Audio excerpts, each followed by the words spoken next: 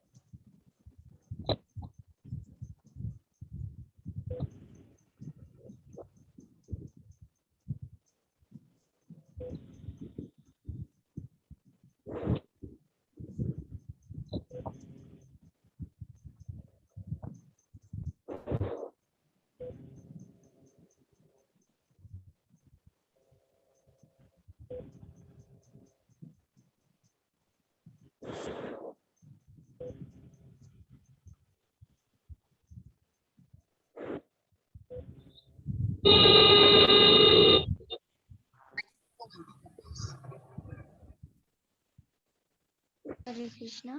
सभी से निवेदन है, कृपया एक बार अपना हरे माइक कृष्ण। चेक कर ले, यदि ऑन हो तो उसे ऑफ कर दे। हरे कृष्ण। हरे कृष्ण। हरे कृष्ण माता जी। हरे कृष्ण प्रभु जी। हरे कृष्ण। हरे कृष्ण। हरे कृष्णा, कृपया अपने माइक ऑफ कर दे।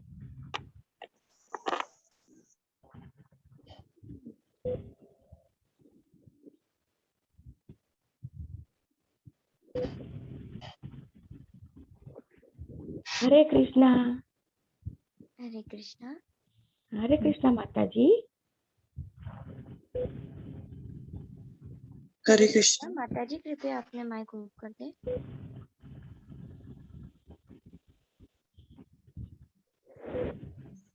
हरे कृष्णा। रुचा माता जी, स्टार्ट करना है। जी माता जी। हरे कृष्णा, एक बार फिर से सबसे निवेदन है, कृपया अपने माइक ऑफ कर दे ताकि रिसाइटेशन के बीच में डिस्टरबेंस ना हो। संगीता माता जी, यस। कृपया अपने माइक ऑफ कर दे। ये वो नहीं हो रहा है, मैं कर रही बैठ के, लेकिन और नहीं रहा है, पता नहीं क्यों। हेम कुमार प्रभु जी, सोनी माता जी, सोनी त्रिपाठी माता जी, कृपया अपना माइक ऑफ कर दे।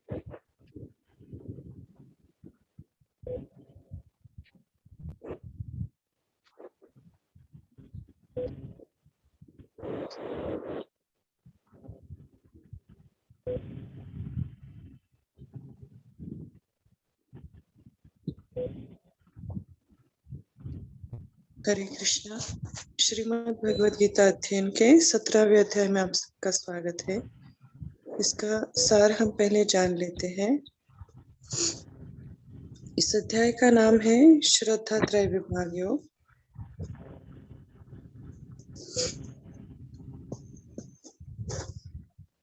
इस अध्याय में हम जानेंगे कि भौतिक प्रकृति के जो 3 गुण होते हैं, उनके अनुरूप 3 प्रकार की श्रद्धाएं विकसित हो जाती हैं।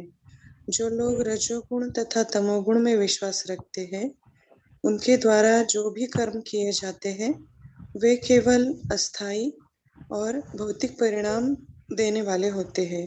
और जबकि शास्त्रों के अनुसार सत्वगुण में अगर कोई कार्य करता है, तो वो हृदय को शुद्ध करता है और भगवान कृष्ण में शुद्ध विश्वास तथा उनकी भक्ति की ओर लेकर जाता है।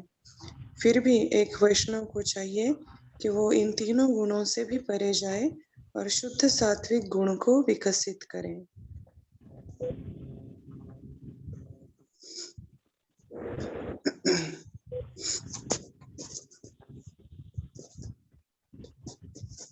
अध्याय 17 श्रद्धा त्रय विभाग योग। श्रद्धा के विभाग, the divisions of faith. Arjun उवाच ये शास्त्र विधिं उत्सृज्य यजन्ते श्रद्धयान्विता तेषां निष्ठा तु का कृष्ण सत्वमाहो रजस्तमा। अर्जुन ने कहा, हे कृष्ण, जो लोग शास्त्र के नियमों का पालन न करके अपनी कल्पना के अनुसार पूजा करते हैं, उनकी स्थिति कौन सी है? वे सतोगुणी हैं, रजोगुणी हैं या तमोगुणी? श्री भगवानुवाच त्रिविधा भवति श्रद्धा देहिनां सा स्वभावजा सात्विकी राजसी चैव तामसी चेति तां शृणु। भगवान ने कहा, देहधारी जीव द्वारा अर्जित गुणों के अनुसार उसकी श्रद्धा 3 प्रकार की हो सकती है, सतोगुणी, रजोगुणी तथा तमोगुणी। अब इसके विषय में मुझसे सुनो। सत्वानुरूप सर्वस्य श्रद्धा भवति भारत श्रद्धामयोऽयं पुरुषो यो यश्रद्धः स एव सः। हे भरतपुत्र, विभिन्न गुणों के अंतर्गत अपने अपने अस्तित्व के अनुसार मनुष्य एक विशेष प्रकार की श्रद्धा विकसित करता है। अपने द्वारा अर्जित गुणों के अनुसार ही जीव को विशेष श्रद्धा से युक्त कहा जाता है। कृपया जिनकी माइक अभी भी ऑन है वो प्लीज म्यूट करके रखें।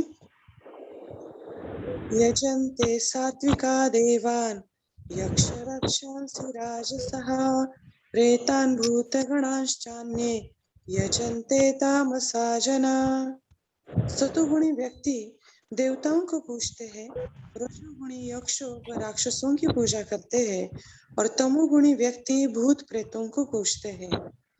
अशास्त्र विहितं घोरम तप्यन्ते ये तपोजना दंभ अहंकार संयुक्त कामराग बलान्विता कर्षयन्तः शरीरस्थं भूतग्राममचेतसः माम चैवान्तं शरीरं स्थं तान् विद्यासुरनिश्चयान्।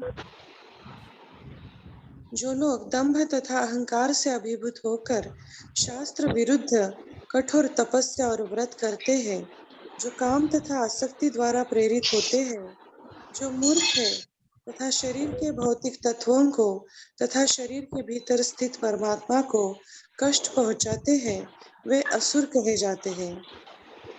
आहारस्त्वपि सर्वस्य त्रिविधो भवति प्रिय यज्ञस्तपस्तथा दानं तेषां भेदम् इमं शृणु। यहाँ तक कि प्रत्येक व्यक्ति जो भोजन पसंद करता है वह भी प्रकृति के अनुसार 3 प्रकार का होता है। यही बात यज्ञ, तपस्या तथा दान के लिए भी सत्य है। अब उनके भेदों के विषय में सुनो। आयुः सत्त्वबलारोग्य सुख प्रीति विवर्धना रस्यः स्निग्धः स्थिरा हृदया आहारः सात्विक प्रिया। जो भोजन सात्विक व्यक्तियों को प्रिय होता है वह आयु बढ़ाने वाला, जीवन को शुद्ध करने वाला तथा बल, स्वास्थ्य, सुख तथा तृप्ति प्रदान करने वाला होता है। ऐसा भोजन रसमय, स्निग्ध, स्वास्थ्यप्रद तथा हृदय को भाने वाला होता है। कट्व अम्ल लवण्यात्य उष्ण तीक्ष्ण रुक्ष विदाहिना आहारा राजसश्रेष्ठा दुख शोकामय प्रदा। अत्यधिक तिक्त, खट्टे, नमकीन, गरम, चटपटे, शुष्क तथा जलन उत्पन्न करने वाले भोजन रजोगुणी व्यक्तियों को प्रिय होते हैं। ऐसे भोजन दुख, शोक तथा रोग उत्पन्न करने वाले हैं। यातयामं गतरसं ऊति पर्यूषितं च यत् उच्छिष्टम् अपि चामेध्यं भोजनं तामसप्रियम्। खाने से 3 घंटे पूर्व पकाया गया स्वादहीन, वियोजित एवं सड़ा, जूठा तथा अस्पृश्य वस्तुओं से युक्त भोजन उन लोगों को प्रिय होता है जो तामसी होते हैं। अफलाकांक्षिभिर्यज्ञो विधिदिष्टो स इज्जते यष्टव्यं मे विद्धि मनः समाधाय स सात्विकः। यज्ञों में वही यज्ञ सात्विक होता है जो शास्त्र के निर्देशानुसार कर्तव्य समझकर उन लोगों के द्वारा किया जाता है जो फल की इच्छा नहीं करते। अभिसंधाय तु फलं दंभार्थम् अपि चैव यत् इज्जते भरतश्रेष्ठ तम यज्ञं विद्धि राजसम। लेकिन हे भरत श्रेष्ठ, जो यज्ञ किसी भौतिक लाभ के लिए गर्ववश किया जाता है उसे तुम राजसी जानो।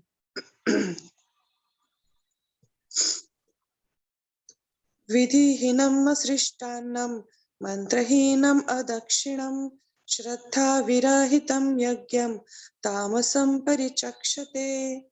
जो यज्ञ शास्त्र के निर्देशों की अवहेलना करके प्रसाद वितरण किए बिना, वैदिक मंत्रों का उच्चारण किए बिना, पुरोहितों को दक्षिणा दिए बिना तथा श्रद्धा के बिना संपन्न किया जाता है वह तामसी माना जाता है। देवद्विज गुरु प्राज्ञ पूजनम शौचमार्जवम ब्रह्मचर्यम अहिंसां च शारीरम तप उच्यते। परमेश्वर, ब्राह्मणों, गुरु, माता पिता जैसे गुरुजनों की पूजा करना तथा पवित्रता, सरलता, ब्रह्मचर्य और अहिंसा ही शारीरिक तपस्या है। अनुद्वेगकरं वाक्यं सत्यं प्रियहितं च यत् स्वाध्यायाभ्यसनं चैव वाङ्मयं तप उच्यते। सच्चे, भाने वाले, हितकर तथा अन्यों को क्षुब्ध न करने वाले वाक्य बोलना और वैदिक साहित्य का नियमित पारायण करना, यही वाणी की तपस्या है।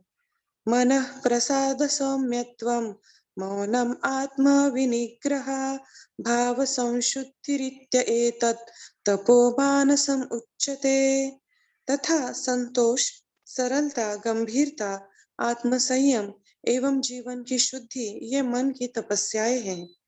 श्रद्धया परया तप्तं तपस्तत्त्रिविधं नरैः, अफलाकांक्षिभिर्युक्ते सात्विकं परिचक्षते। भौतिक लाभ की इच्छा न करने वाले तथा केवल परमेश्वर में प्रवृत्त मनुष्यों द्वारा दिव्य श्रद्धा से संपन्न यह 3 प्रकार की तपस्या सात्विक तपस्या कहलाती है। सत्कारमान पूजार्थम तपोदम्भेन चैव यत् क्रियते तदिह प्रोक्तम राजसं चलमध्रुवम्। जो तपस्या दंभपूर्वक तथा सम्मान, सत्कार एवं पूजा कराने के लिए संपन्न की जाती है, वह राजसी रजोगुणी कहलाती है। यह न तो स्थायी होती है न शाश्वत। मूढ़ग्राहेण आत्मनो यत्पीडया क्रियते तपा, परस्योत साधनार्थम वा तत्तामसम उदारितम। मूर्खतावश आत्म उत्पीड़न के लिए या अन्यों को विनष्ट करने या हानि पहुंचाने के लिए जो तपस्या की जाती है, वह तामसी कहलाती है। दातव्यम इति यद दानम दीयतेनुपकारिणे, देशे काले च पात्रे च तद्दानम सात्विकम स्मृतम। जो दान कर्तव्य समझकर किसी प्रत्युपकार की आशा के बिना समुचित काल तथा स्थान में और योग्य व्यक्ति को दिया जाता है, वह सात्विक माना जाता है। यत्तु प्रत्युपकारार्थम फलम उद्दिश्य वा पुनः दीयते च परिक्लिष्टम तद्दानम राजसं स्मृतम। किंतु जो दान प्रत्युपकार की भावना से या कर्म फल की इच्छा से या अनिच्छा पूर्वक किया जाता है, वह रजोगुणी राजस कहलाता है।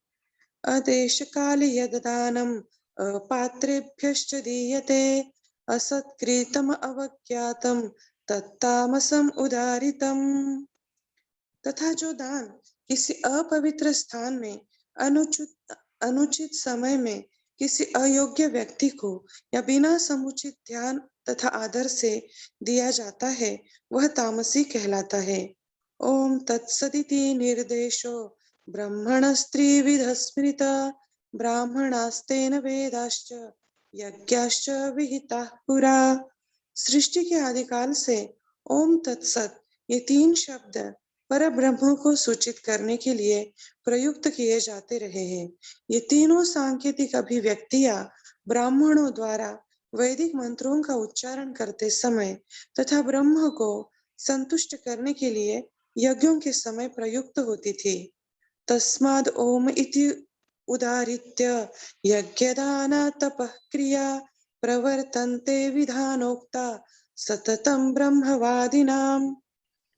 अतएव योगी जन ब्रह्म की प्राप्ति के लिए शास्त्रीय विधि के अनुसार यज्ञ, दान तथा तप की समस्त क्रियाओं का शुभारंभ सदैव ओम से करते हैं।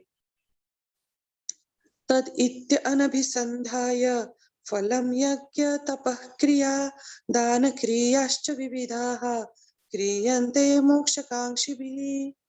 मनुष्य को चाहिए कि कर्मफल की इच्छा किए बिना विविध प्रकार के यज्ञ, तप तथा दान को तत्शब्द कहकर संपन्न करे। ऐसी दिव्य क्रियाओं का उद्देश्य भव बंधन से मुक्त होना है। सद्भावे साधुभावे च सद इत्य एतत् प्रयुज्यते, प्रशस्ते कर्मणि तथा सच्छब्दः पार्थ युज्यते, यज्ञे तपसि दाने च स्थिति सदिति चोच्यते, कर्म चैव तदर्थीयं सदित्य एवाभिधीयते। परम सत्य भक्ति में यज्ञ का लक्ष्य है और उसे सत शब्द से अभिहित किया जाता है। हे पृथापुत्र, ऐसे यज्ञ का संपन्न करता भी सत कहलाता है, जिस प्रकार यज्ञ, तप तथा दान के सारे कर्म भी जो परम पुरुष को प्रसन्न करने के लिए संपन्न किए जाते हैं सत है। अश्रद्धया हुतं दत्तं तपस्तप्तं कृतं च यत् असदित्युच्यते पार्थ न च तत्प्रेत्यनो इह। हे पार्थ, श्रद्धा के बिना यज्ञ, दान या तप के रूप में जो भी किया जाता है नश्वर है, वह असत कहलाता है और इस जन्म तथा अगले जन्म दोनों में ही व्यर्थ जाता है। इति श्रीमद्भगवद्गीतासु उपनिषत्सु ब्रह्मविद्यायां योगशास्त्रे श्रीकृष्णार्जुन संवादे श्रद्धात्रयविभागयोग नाम सप्तदशोऽध्याय सम्पूर्णम्। हरे कृष्ण। हरे कृष्णा माता जी, धन्यवाद। हरे कृष्णा, हरे कृष्णा। बहुत हरे बहुत कृष्ण। धन्यवाद माता जी, हरे कृष्णा, हरे कृष्ण माता जी, हरे धन्यवाद। कृष्णा, हरे आप कृष्णा। सबकी वजह से हमें ये सुअवसर प्राप्त हुआ। माता जी, आप लोग सुबह सुबह देखिए इतना जल्दी उठते हैं, इतने सुंदर उससे श्लोक सुनाते हैं, तो आप सबकी वजह से सोचिए ये संभव हो पा रहा है। जी माता जी, जी जी माता जी, आपकी कृपा है। इस बार राधिका मतलब जो कीर्तन करती है मेरी बेटी सुबह क्लास में, जी तो जी। माता जी अभी वो 10th में है, हाँ तो जी हाँ माता जी, उसके मैं करती हूँ ना, मैं करती हूँ। हाँ, तो वो एग्जाम भी चल रहे उसके और स्कूल भी स्टार्ट हो गया है, तो इस बार वो बिल्कुल भी मतलब ज्वाइन नहीं हुई कोर्स के लिए। नहीं तो माता जी, कोई ये जी मनीष माता, प्रभु है ना, ये भी अच्छा कीर्तन करते हैं। हाँ हाँ, सब वो भी अच्छा करते हैं, अच्छा करते पूजा हैं। माता जी भी अच्छा करते हैं। जी जी जी जी जी, कोई भी कर लेगा माता जी, कोई भी जी कर माता लेगा। जी, हरे कृष्णा, हरे धन्यवाद। कृष्णा, हरे कृष्णा, हरे कृष्णा। हरे प्रभु कृष्णा माता जी। हरे कृष्णा माता जी, आप करेंगे मैं करूँ? जी मनीष आप प्रभु जी। जी हाँ, उनको पूछ लीजिए, बहुत अच्छा कीर्तन करते हैं वो भी। जी जी हरे कृष्ण माता जी। हरे कृष्णा प्रभु, हरे कृष्णा, हरे कृष्णा। माता जी, करूं मैं कीर्तन? जी जी प्रभु जी, बहुत अच्छा करते हैं आप, प्लीज कीजिए। जी जी माता जी। हरे कृष्णा, हरे कृष्णा। भजहु रे मन श्री नंद नंदन, भजहु रे मन श्री नंद नंदन, भय रविंदर, अभय चरण रविंदर, दुर्लभ मानव जन्म सत्संगी, दुर्लभ मानव जन्म सत्संगी, तरह ए भव सिंधु रे, तरह ए भव सिंधु रे।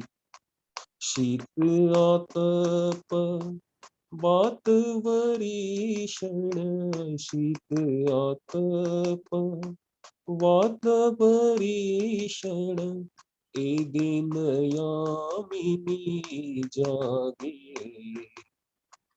ए दिन यामिनी जागे,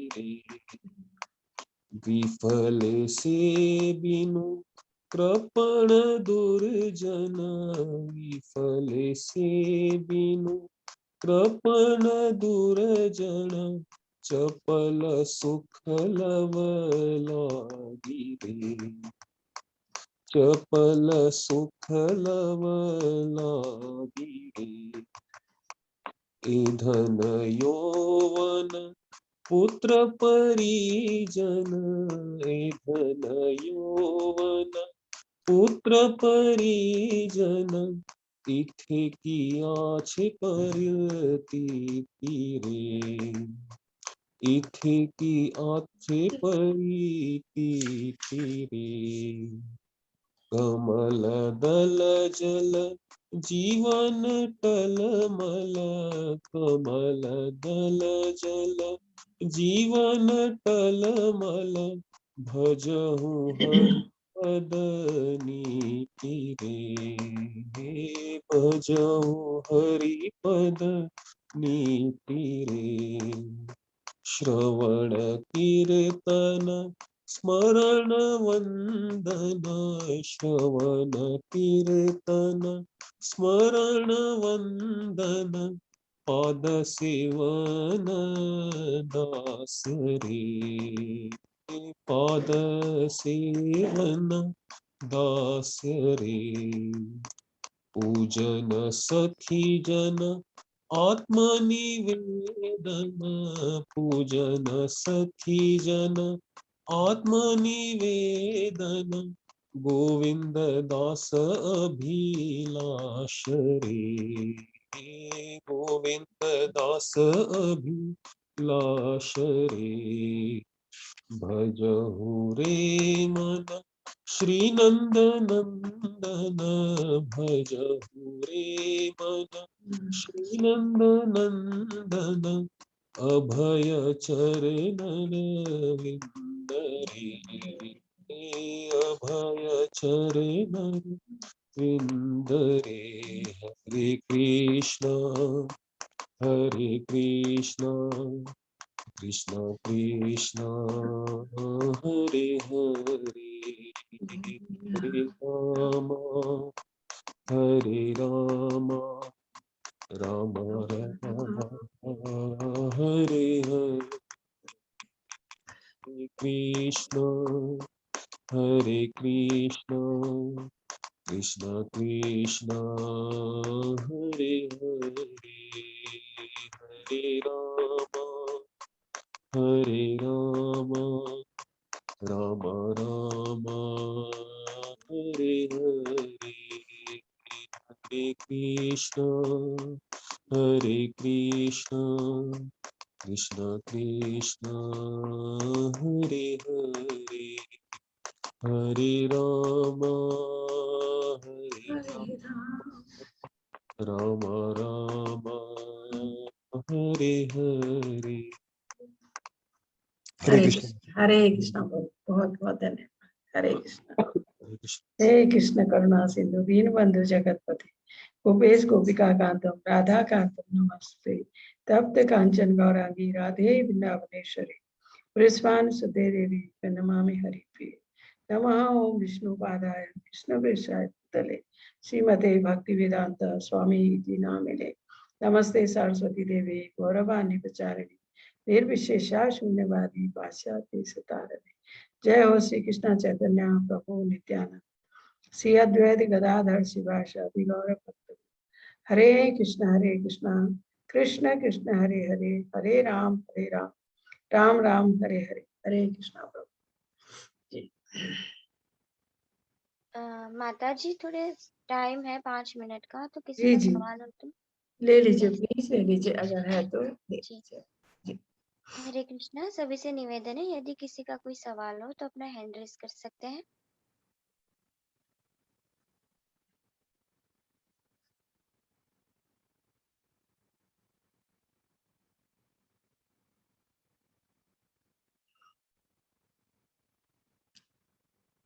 हरे कृष्णा। अजय गुप्ता प्रभु जी।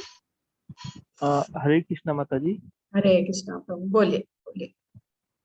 माता जी, परमात्मा एकल है या युगल है? परमात्मा भगवान है प्रभु जी। आप उनको कृष्णा के रूप में है तो राधा है और भगवान विष्णु के रूप में है तो लक्ष्मी जी है। तो एक कहाँ हुए प्रभु जी।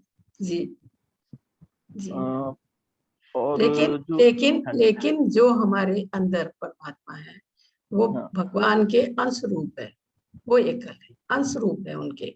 वो भगवान के अंश रूप है जो प्रत्येक प्राणी के अंदर उनके लिए आप कह सकते हैं वो अकेले हैं, एकल रूप में है, भगवान के अंश रूप में है। जी प्रभु जी। जी जी। दूसरा सवाल ये था कि जैसे हमारा ये मंत्र है हरे कृष्णा कृष्ण हरे कृष्णा कृष्ण। हरे जी हरे जी हरे जी राम राम राम हरे हरे, तो इसमें जी। जब जब हम परमात्मा को हम श्री कृष्ण को ही परमात्मा मान चुके हैं वो और है प्रभु जी, मान चुके हैं नहीं वो है। जी हैं, जी। तो फिर इसमें हरे कृष्ण के साथ हरे राम क्यों है? हरे राम क्योंकि वो भगवान है। कृष्णा भगवान राम भगवान विष्णु ये भगवान है। इनके सिवा और सब देवता है।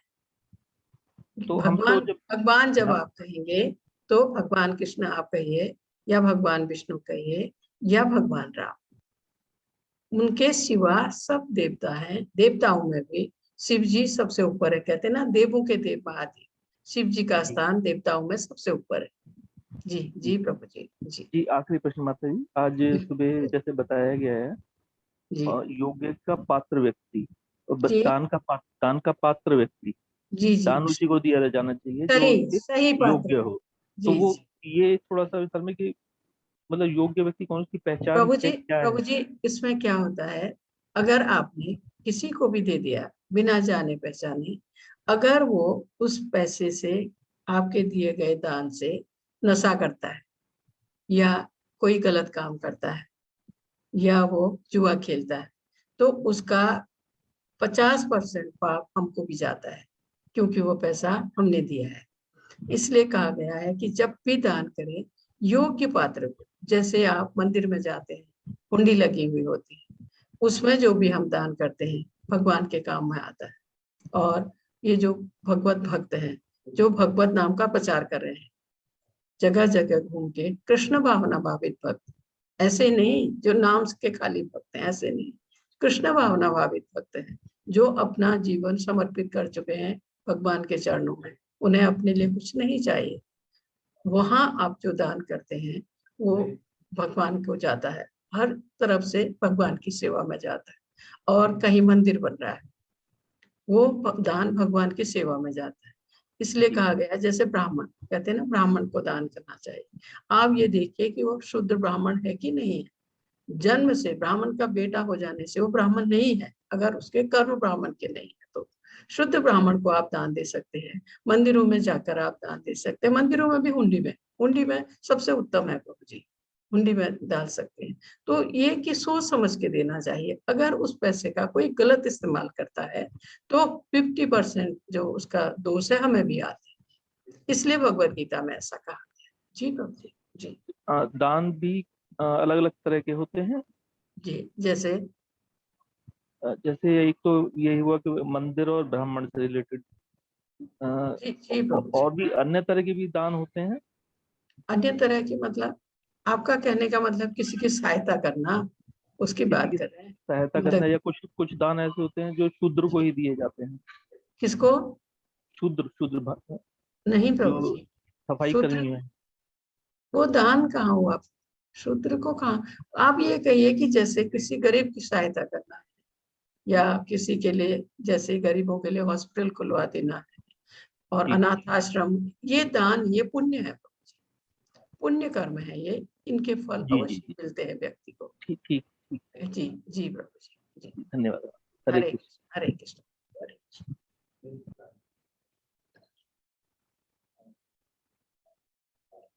हरे कृष्णा। हरे कृष्णा माता जी, अभी तो टाइम हो गया है, इसमें बाद में हाँ ले ले। ले भी सकते हैं माता जी, बाद में भी ले सकते हैं, आपकी मर्जी। जी जी हाँ, होने जा रहा है, समय भी होने जा रहा है। हाँ जी माता जी, इसलिए जी माता जी, बाद में ले लेंगे। बाद ठीक है में जी। ठीक है ठीक है। हरे कृष्णा। भगवत गीता के हम आज 17वें अध्याय में पहुंच गए हैं, जो है श्रद्धातय विभाग योग। श्रद्धातय विभाग योग, श्रद्धा के विभाग, बहुत ही सुंदर वर्णन है इस अध्याय में भगवत गीता में।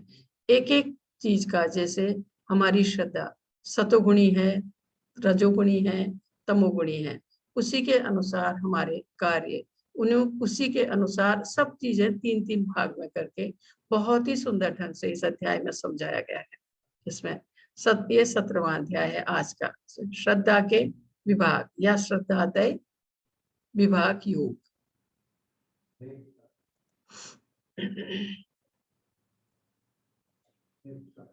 इसका पहला जो श्लोक है ये अर्जुनो वाच यह शास्त्रे विधि सज्य यजन्ते श्रद्धयान्विता तेषां निष्ठा तुका कृष्ण स्वत्वं महो रजस्तमः। अर्जुन ने कहा, हे कृष्ण, हे भगवान, जो लोग शास्त्र के नियमों का पालन न करके अपनी कल्पना के अनुसार पूजा करते हैं, उनकी स्थिति कौन सी है, वे सतोगुणी हैं, रजोगुणी हैं या तमोगुणी हैं। कल के अध्याय में हमने ये सब पढ़ा है। सारा वर्णन कल के अध्याय में दिया था। जो लोग शास्त्रों के नियमों का पालन न करके, कल बताया गया था, शास्त्रों को नहीं मानते, अपनी कल्पना से वो मूर्ति गढ़ लेते हैं या अपनी कल्पना के अनुसार मंत्र रच लेते हैं, अपनी कल्पना के अनुसार वो पूजा करते हैं, अपनी सनक के अनुसार।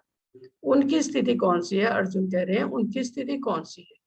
वे सतोगुणी है, रजोगुणी है या तमोगुणी है। कल बताया था जो शास्त्रों को मानते हैं, उनके अनुसार चलते हैं, उनके नियमों का पालन करते हैं, वो देवतुल्य हैं, वो पुरुष। इसमें कहा, कल बताया गया था कि जो उनको पालन करते हैं देव हैं, वो देवतुल्य हैं। और जो शास्त्रों के नियमों का पालन नहीं करते, अपने मन से अपनी कल्पना के अनुसार, इसमें कहा गया है, वो असुर है।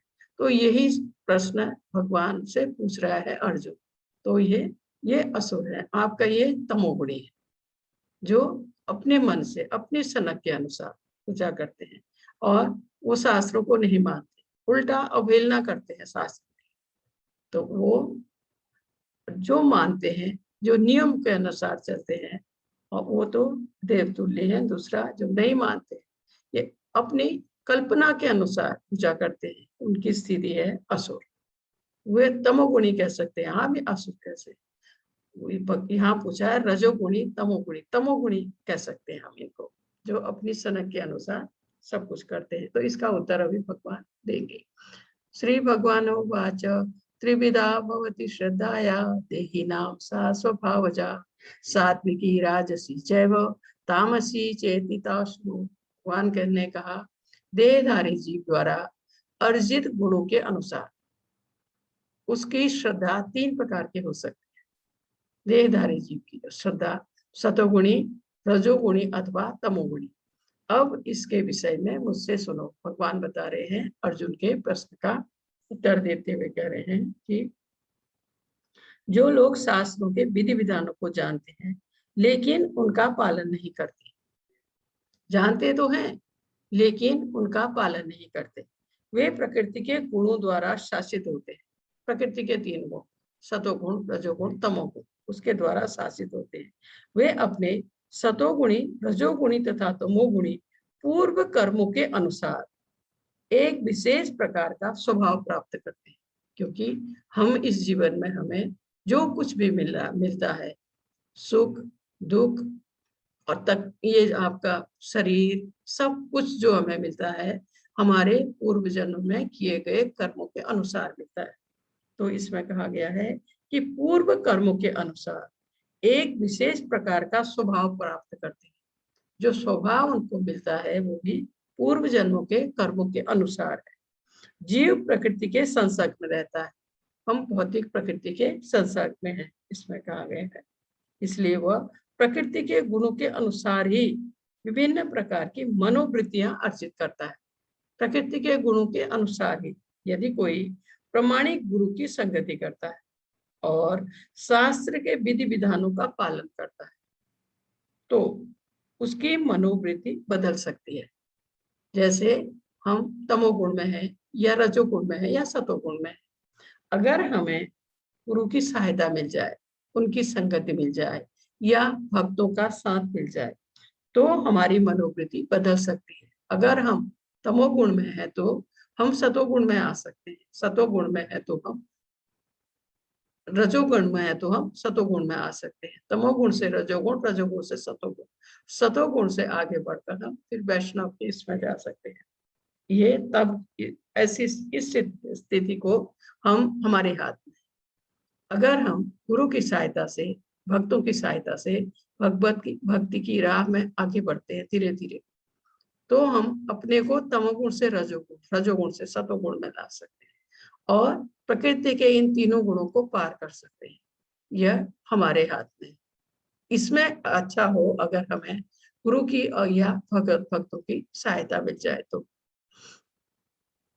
और यहाँ भगवान कह रहे हैं तीसरे श्लोक में कि हे भरतपुत्र, विभिन्न गुणों के अंतर्गत ये विभिन्न गुण हैं हमारे प्राकृतिक जो है सतोगुण, रजोगुण, तमोगुण के अंतर्गत अपने अपने अस्तित्व के अनुसार मनुष्य एक विशेष प्रकार की श्रद्धा विकसित करता है। अब बात आई है श्रद्धा की, क्योंकि यह पूरा अध्याय ही श्रद्धा के ऊपर है। अपने द्वारा अर्जित गुणों के अनुसार ही जीव को विशेष श्रद्धा से युक्त कहा गया है। उसके द्वारा अर्जित गुण, जो गुण उसमें है, उसके अनुसार ही जीव को विशेष श्रद्धा से युक्त कहा जाता है। उसकी व्यक्ति की श्रद्धा की अब यहाँ बात आती है। प्रत्येक व्यक्ति में एक विशेष प्रकार की श्रद्धा पाई जाती है। उसके द्वारा अर्जित स्वभाव के अनुसार उसकी जो श्रद्धा है वो उत्तम, राजस तथा तामसी कहलाती है। उसकी श्रद्धा वो भी 3 प्रकार की हमारी श्रद्धा। ये कहा है बद्ध जीवन में भौतिक प्रकृति के संसर्ग में हम आए, सब के सब हम भौतिक प्रकृति के बंधन में है। सतोगुण, रजोगुण, तमोगुण, ये 3 बंधन हमें इस भौतिक जगत में प्रत्येक प्राणी मात्र को बांधे हुए हैं, ऐसा इसमें कहा है। भौतिक प्रकृति के संसर्ग में आते हैं हम इस बंधन के से। श्रद्धा सात्विक कार्यों से उत्पन्न होती है। अगर हमारे कार्य सात्विक है तो श्रद्धा सात्विक कार्यों से तब श्रद्धा उत्पन्न होती है। अगर हृदय सतोगुणी में है, सतोगुण में है स्थित हो, तो श्रद्धा सतोगुणी है। अगर हमारा हृदय सतोगुण में है, हम सतोगुण में है, शुद्ध रखते हैं अपने को आंतरिक बाह्य रूप से, शास्त्र पढ़ चुके हैं, हमें शास्त्रों का ज्ञान हो गया है और हम भगवत भक्ति करने लगे हैं, हमें संयम आ गया है, तो ये सतोगुण है। इसमें अगर हम है तो हमारी जो श्रद्धा है वो सतोगुणी होगी, ऐसा इसमें बताया गया। अगर हृदय सतोगुण में है तब उसके बाद दिया है इसका चौथा श्लोक। त्यजन्ते सात्विका देवा अक्षर शांति राजसा प्रेतयांत भूत गणाश्चान्ये यजन्ते तामसा जना। सतोगुणी व्यक्ति देवताओं को पूजते हैं। जो सतोगुण में है वो देवताओं की पूजा करते हैं। रजोगुणी यक्षों व राक्षसों की पूजा करते हैं और तमोगुणी व्यक्ति भूत प्रेतों की पूजा करते हैं। तो दिखाया है जो सतोगुणी व्यक्ति है देवताओं की पूजा करते हैं, उसको देवताओं से कुछ लेना होता है, मांगना होता है, लेकिन देवता जो भी हमें देते हैं वो सैंक्शन भगवान से ही होता है। वो देते हैं, जरूर देते हैं, जल्दी देते हैं। तो सतोगुणी व्यक्ति जो है देवताओं की पूजा करता है, इसमें दिखाया गया है। रजोगुणी व्यक्ति यक्षों और राक्षसों, जैसे इसमें यक्षों में कुबेर भी आता है, लोग धन के लिए कुबेर की भी पूजा करते हैं। तो रजोगुणी यक्षों और राक्षसों की पूजा करते हैं और तमोगुणी व्यक्ति भूत प्रेतों को पूजते हैं। ये देखिए यहाँ भूत प्रेतों की पूजा हो रही है। इसमें यह भी बताया गया है भगवद गीता में, जो देवताओं की पूजा करते हैं वो स्वर्ग लोग जाते हैं, स्वर्ग का सुख भोगते हैं जब तक उनके पुण्य कर्म होंगे। जैसे ही उनके पुण्य कर्म समाप्त होते हैं वो फिर से इसी पृथ्वी पर आ जाते हैं, इसी भौतिक जगत में आ जाते हैं। और जो यक्ष और राक्षसों की जो पूजा करते हैं वो उन्हीं के साथ में जन्म लेते हैं। और जो भूत प्रेतों की यहाँ दिखाया गया है ये सच है, ये कल्पना नहीं है, अभी भी भूत प्रेतों की पूजा होती है। तो जो ये भूत प्रेतों की पूजा करते हैं वो उन भूत प्रेतों के साथ ही जन्म लेते हैं। और जो भगवान की पूजा करते हैं, भगवान की पूजा करते हैं वो भगवत धाम जाते हैं, भगवान के सानिध्य में रहते हैं। ऐसा इसमें कहा गया है। ये 3 प्रकार से इसमें बताया गया है। इसमें शास्त्रों के अनुसार केवल भगवान ही पूज्य है। अगर हम भगवान की पूजा करते हैं, देवताओं की पूजा स्वतः ही हो जाती है, क्योंकि देवता भगवान के अंग स्वरूप है। जैसे हम पेड़ की जड़ में पानी डालते हैं तो टहनियों को, पत्तियों को स्वतः ही पानी चला जाता है। इस प्रकार अगर हम भगवान को भोग लगाते हैं, देवताओं को स्वतः ही भोग लग जाता है। ऐसा इसमें कहा गया है। इसमें कहा है लेकिन सतोगुणी लोग विशेष अभिप्राय से निर्विशेष देवता की पूजा करते हैं। रजोगुणी तथा तमोगुणी लोग किसी मनुष्य की या तमोगुणी लोग मनुष्य की भी पूजा करते हैं। रजोगुणी लोग, तमोगुणी लोग भूत प्रेतों की पूजा करते हैं। ये जैसे इस पर मैं आपको बताया था। उसके बाद दिया इसका 5 और 6 श्लोक का अर्थ इसमें दिया है। जो लोग दंभ तथा अहंकार से वशीभूत होकर शास्त्रों के विरुद्ध कठोर तपस्या और व्रत करते हैं, जो काम तथा आसक्ति द्वारा प्रेरित होते हैं, जो मूर्ख हैं तथा शरीर के भौतिक तत्वों को तथा शरीर के भीतर स्थित परमात्मा को कष्ट पहुंचाते हैं, वे असुर कहे जाते हैं। आसुरी प्रवृत्ति के लोग जो अहंकार से वशीभूत होकर, दंभ और अहंकार से वशीभूत होकर शास्त्रों के विरुद्ध कठोर तपस्या और व्रत करते हैं, और वो कष्ट, दूसरे को कष्ट देने के लिए या दूसरे को नष्ट करने के लिए वो ऐसे तपस्या करते हैं। जैसे यहाँ दिखे, ये है हिरण्याकश्यप। हिरण्याकश्यप ने ब्रह्मा जी की बहुत लंबे समय तक तपस्या की थी, यहाँ तक कि उसके आधे से ज्यादा शरीर में दीमक आ गई। हिरण्याकश्यप इसने तपस्या की थी और वर ऐसा मांगा उनसे जैसे ये अमर हो जाए। ये अमर होना चाहता था, ये कभी मरना नहीं चाहता था हिरण्याकश्यप। इसलिए इसने ऐसा वर मांगा ब्रह्मा जी से कि उसको न मनुष्य मार पाए न पशु, न हाथ से न हथियार से, न दिन में न रात को, न घर में न घर के बाहर। ऐसा उसने वर मांगा ताकि वो अमर हो जाए, उसे कोई मार ही न पाए। लेकिन ब्रह्मा जी ने उसको वर दे दिया और इसने अपने पुत्र को, जो भगवत भक्त था प्रहलाद महाराज, उनको कितने कष्ट दिए, कितनी तरह से मारना चाहा, पर ये वो भगवत भक्त, भगवान ने उसकी रक्षा की। इसको किसी तरह ये उनको नहीं मार पाया। अंत में भगवान को नरसिंह रूप धारण करके इसको मारने के लिए आना पड़ा, क्योंकि उन्होंने ब्रह्मा जी ने जो इसको वरदान दिया था उसकी भी लाज रखी और इसका वध भी किया है दुष्ट का, क्योंकि इसने कहा था मनुष्य भी नहीं पशु भी नहीं, इसलिए वो नरसिंह रूप में आए इसको मारने। हाथ नहीं, हथियार नहीं, नाखूनों से उन्होंने इसको चीर के मारा। इसमें एक एक चीज जैसे इसने वरदान मांगा था उसको भी पूरा किया और इसको भी मारा, इस राक्षस को भी मारा। भगवान को इनके लिए नरसिंह रूप धारण करके आना पड़ा, क्योंकि अपने भक्त को बचाना उन्होंने प्रहलाद महाराज को। इसमें उसके बाद यहाँ एक व्यक्ति को दिखाया है जमीन में अपना सिर डाल के, तो यहाँ ऐसा हम कह सकते हैं कि अपने शरीर को भी कष्ट दे रहा है। शरीर के अंदर जो आत्मा है उसको कष्ट नहीं होता है, आत्मा को कोई लेकिन उसको बुरा जरूर लगता है। जैसे कोई व्यक्ति बुरे कर्म करता है तो वो नरक में जाता है, उसके साथ वो आत्मा भी जाती है, क्योंकि आत्मा के साथ ही वो सूक्ष्म शरीर जाता है। तो जब उसको वहां यातना मिलती है तो आत्मा को अच्छा थोड़ी लगता है। भले ही आत्मा को कहीं कोई कष्ट हम नहीं पहुंचा पाते, लेकिन उसको अच्छा थोड़ी लगता है। तो इसी तरह से यहाँ भी अपने शरीर को भी कष्ट दे रहा है, शरीर के अंदर जो आत्मा है उसको भी कष्ट दे रहा है सका। और ये है रावण। इसके बारे में मैंने आपको कल बताया था, इतना शक्तिशाली था ये रावण, क्योंकि ये शिव जी का महान भक्त था रावण। एक बार इसने पूरा ये कैलाश पर्वत उठा लिया, जो मैंने कल आपको कहा था ये सत्य है, उठा लिया है। देखिए वो ले जाने वाला था, ये लंका ले जाने वाला था। ऊपर शिव जी बैठे हैं, पार्वती जी बैठी हैं, गणपति हैं और नंदी तक है ऊपर। तो इस पर्वत को उठाकर ये लंका ले जाना चाहता, लेकिन इसको उठाने नहीं दिया गया, यहीं दबा दिया गया, नहीं तो ये ले जाता। इतना शक्तिशाली था ये रावण, ये अमर होना चाहता था। पृथ्वी से लेकर स्वर्गलोक तक सीढ़ी बनाने का इसका इरादा था, ताकि सीधे शरीर बिना मरे ये स्वर्ग जा सके। तो ये ऐसे, ये आसुरी प्रवृत्ति के लिए ऐसे बताया गया है। ये जो ये शास्त्रों के विरुद्ध कार्य करते हैं उसके लिए ऐसे बताया गया। और भौतिक तत्वों को तथा शरीर के भीतर से परमात्मा को कष्ट पहुंचाते हैं, ये आसुरी प्रवृत्ति इनकी है। और यहाँ एक व्यक्ति और फिर से जमीन में अपना सिर गाड़ के, ये देखिए, ये जो चीजें हमने देखी है यहाँ, ये कहीं भी शास्त्रों को मान्य नहीं, ये शास्त्रों के विरुद्ध ये लोग काम कर रहे हैं, क्योंकि आसुरी प्रवृत्ति इनकी। इसके बाद दिया है इसमें, अब भोजन की बात है, बहुत ही सुंदर ढंग से इसमें समझाया गया है।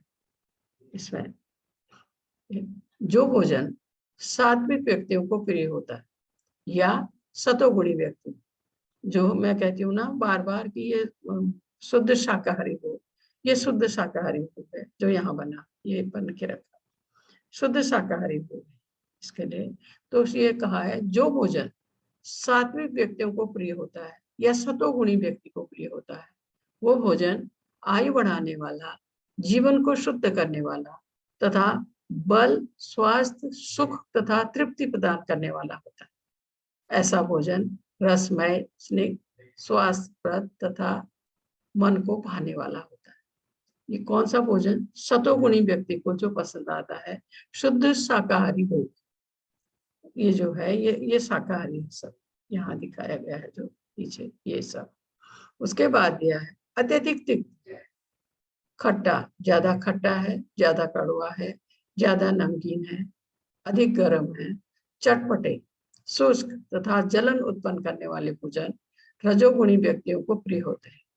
अत्यधिक तिक्त है, खट्टा है, नमकीन है, ज्यादा गर्म है, चटपटा जैसे मिर्ची मसाला है, और शुष्क तथा जलन उत्पन्न करने वाले भोजन रजोगुणी व्यक्तियों को प्रिय होते हैं।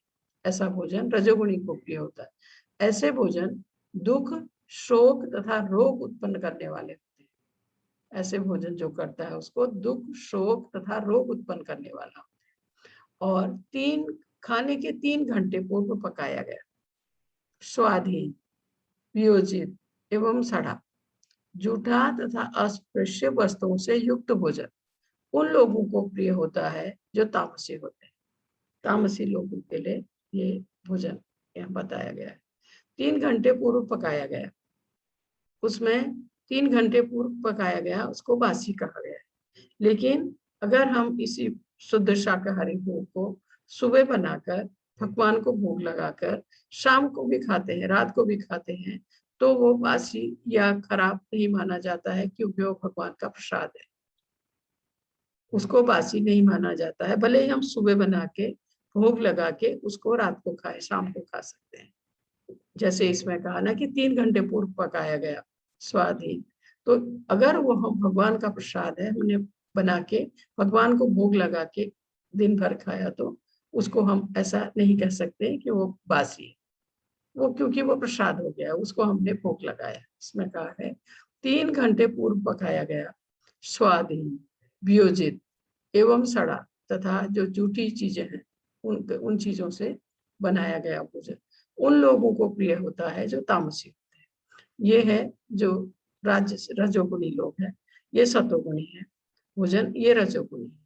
इसमें ज्यादा मिर्ची, तीखा, खट्टा और चटपटा, ये ज्यादा मसाला, ये जो भोजन है ये रजोगुणी का, और ये जो बासी भोजन है ये तमोगुणी का। उसके बाद यह है यज्ञों में वही यज्ञ सात्विक है।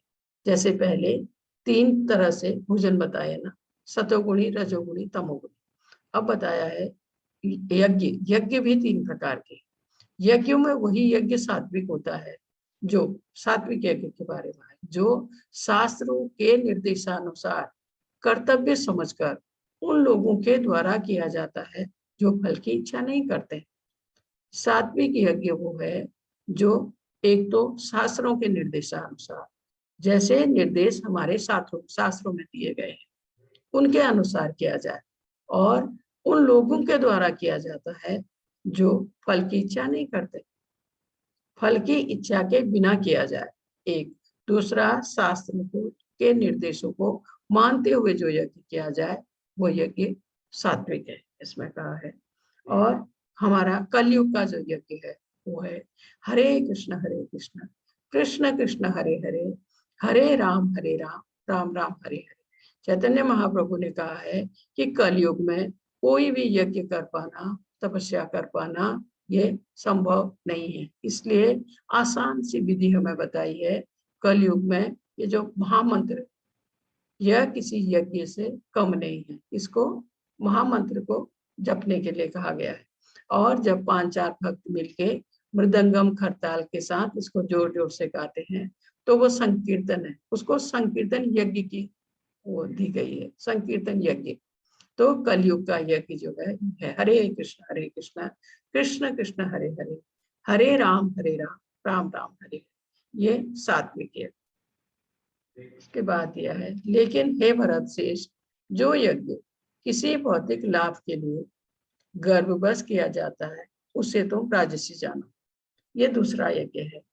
इसमें ये क्या है कि बहुत पैसा खर्च करना है, यज्ञ जो ऐसे बड़े बड़े यज्ञ धनवान व्यक्ति कर सकते हैं, ये दूसरे को दिखाने के लिए, और गर्व, गर्व के साथ कि मैं कर सकता हूँ, इतना पैसा खर्च कर सकता हूँ, या मैं ऐसा बड़ा यज्ञ कर सकता हूँ दूसरे को दिखाने के लिए, और यज्ञ इसलिए कि उससे उसको कोई भौतिक लाभ, जैसे उस सोच के कि मुझे ये लाभ हो इसके लिए मैं यज्ञ कर रहा हूँ, ये सब की भौतिक लाभ के लिए गर्व बस किया जाता है जो यज्ञ, उसे वो यज्ञ है राजसी, रजोगुणी। रजोगुणी व्यक्ति ऐसा यज्ञ करता है।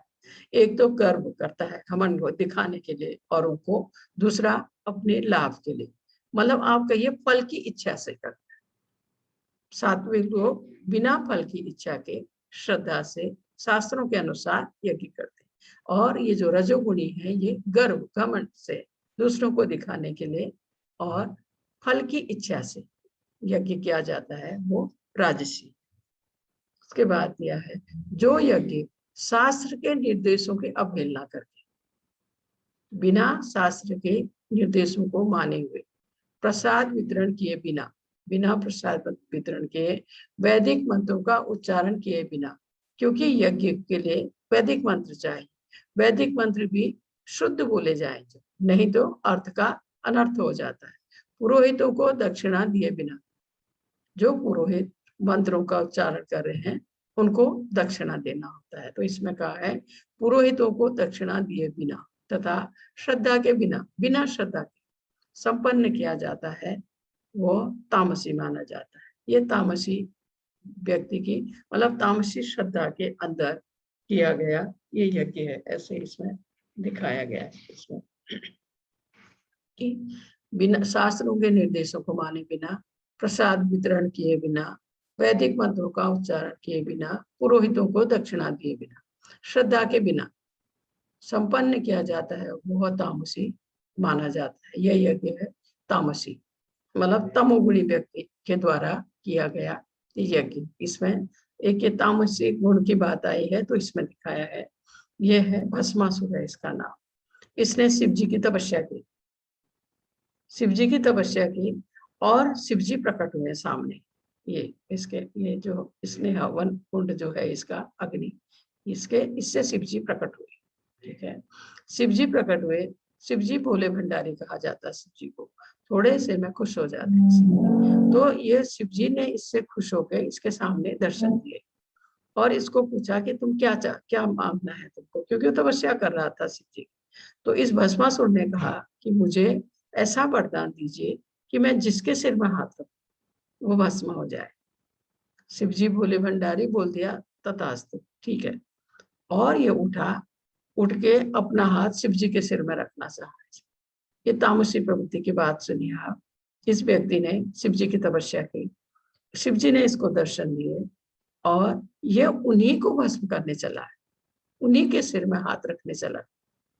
तो शिव जी गए यहाँ से, भगवान के पास गए, भागे शिव जी यहाँ से, और भगवान को कहा कि ये मेरे सिर में हाथ रखने जा रहा है। भगवान ने क्या किया, सुंदर स्त्री के रूप में आए और इसको भस्मासुर को बोला ठीक है तुम शिव जी के सिर में हाथ रखना, उससे पहले हम नृत्य करेंगे, डांस करेंगे, इसको कहा। और इसको डांस में लगाया भगवान ने, और डांस करते करते ऐसी मुद्रा बनाई कि अपना हाथ अपने सिर में रखा भगवान ने, अपना हाथ अपने सिर में रखा।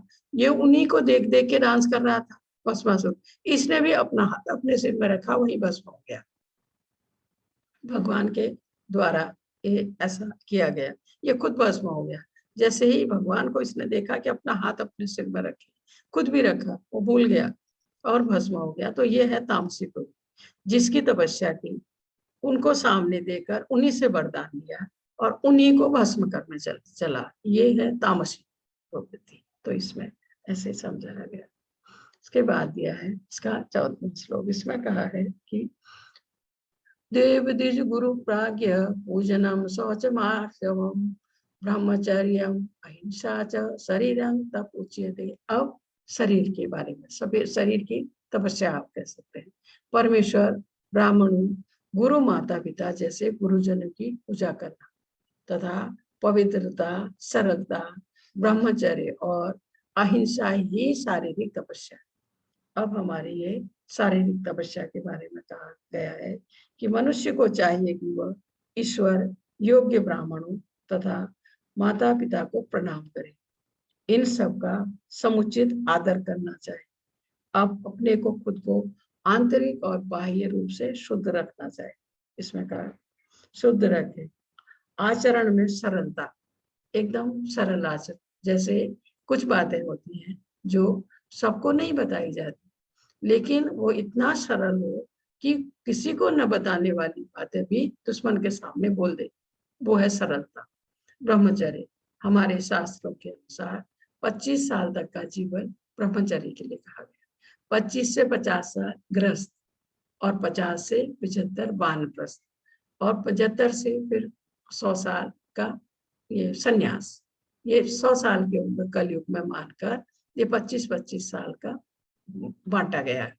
तो 25 साल तक ब्रह्मचर्य और अहिंसा ही शारीरिक तपस्या है, किसी को कष्ट न पहुंचाना। ये असल में इसमें कहा गया है भगवत गीता में कि औरों को भगवत भक्ति की ओर लाना, भगवत भक्ति की ओर दूसरे को लाना, ये अहिंसा है, ये शारीरिक तपस्या है। दूसरे को भगवत भक्ति की ओर लाना, इसको अहिंसा कहा गया है। ये ऐसे हम समझ सकते हैं। तो ये शारीरिक तपस्या इसमें इस तरह से कहा गया। जैसे परमेश्वर भगवान को मंदिर जैसे आप जाते हैं ऐसे दंडवत प्रणाम करना है भगवान को। और ब्राह्मणों, गुरु माता पिता गुरुजनों की उनका प्रणाम करना है, उनका आदर करना है, भगवान की पूजा करना है, पवित्र रहना है, आंतरिक बाह्य रूप से सरल, एकदम सरल। और ब्रह्मचर्य अहिंसा ही ये जो सारे गुण हैं ये है शारीरिक तपस्या।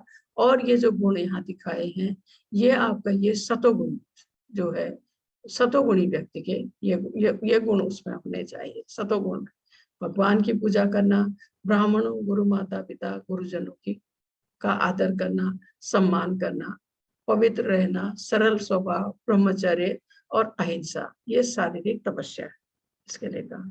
इसके बाद दिया है इसका अनुवेग करंग वाक्यं सत्यं प्रियहितं च यत् स्वाध्याय भयसनं चैव वाङ्मयं तप उच्यते। इसमें कहा है सच्चे भाने वाले, हितकर तथा अन्यों को शुद्ध न करने वाले वाक्य बोलना, वैदिक साहित्य का नियमित पारायण करना, यही वाणी की तपस्या है। पहली शारीरिक तपस्या, अब वाणी की तपस्या। सच्चे भाने वाले, हितकर, हमेशा सच बोलना चाहिए और ऐसे शब्द बोले कि सामने वाले को अच्छा लगे, सुनने वाले को अच्छा लगे, ऐसे शब्द बोलना।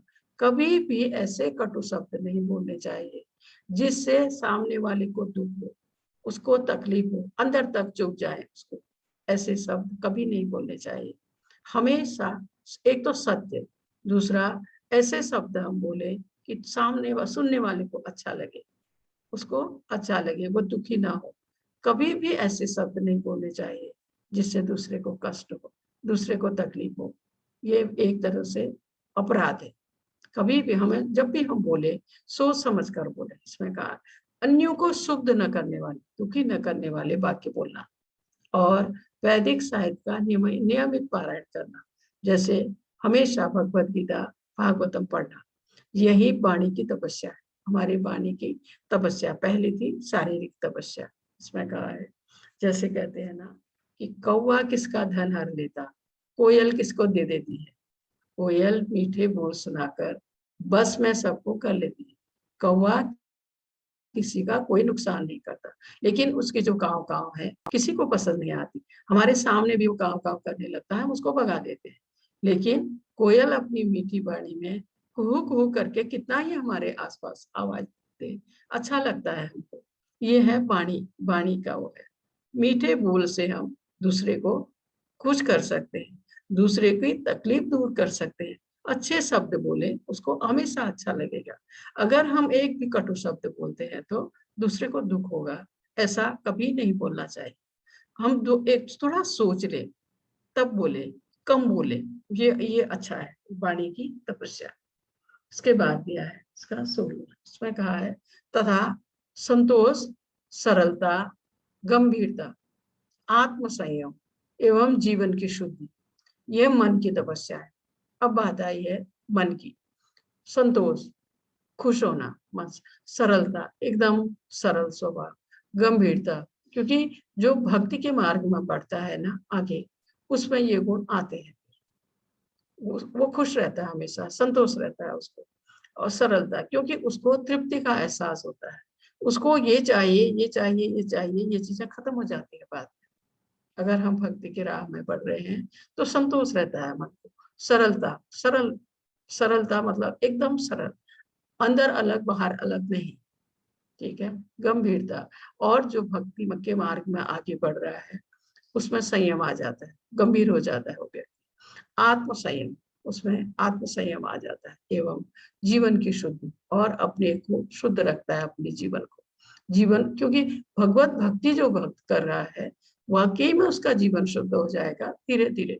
जीवन की शुद्धि, क्योंकि जब वो भक्ति के मार्ग में आगे बढ़ता है तो वो मन से भी शुद्ध हो जाता है, शरीर से भी, और अगर जाने अनजाने उससे कोई त्रुटियां हुई हैं तो उससे भी भगवान उसको शुद्ध कर देते हैं, उसका जीवन शुद्ध हो जाता है। यह मन की तपस्या है, हमारे मन की तपस्या है।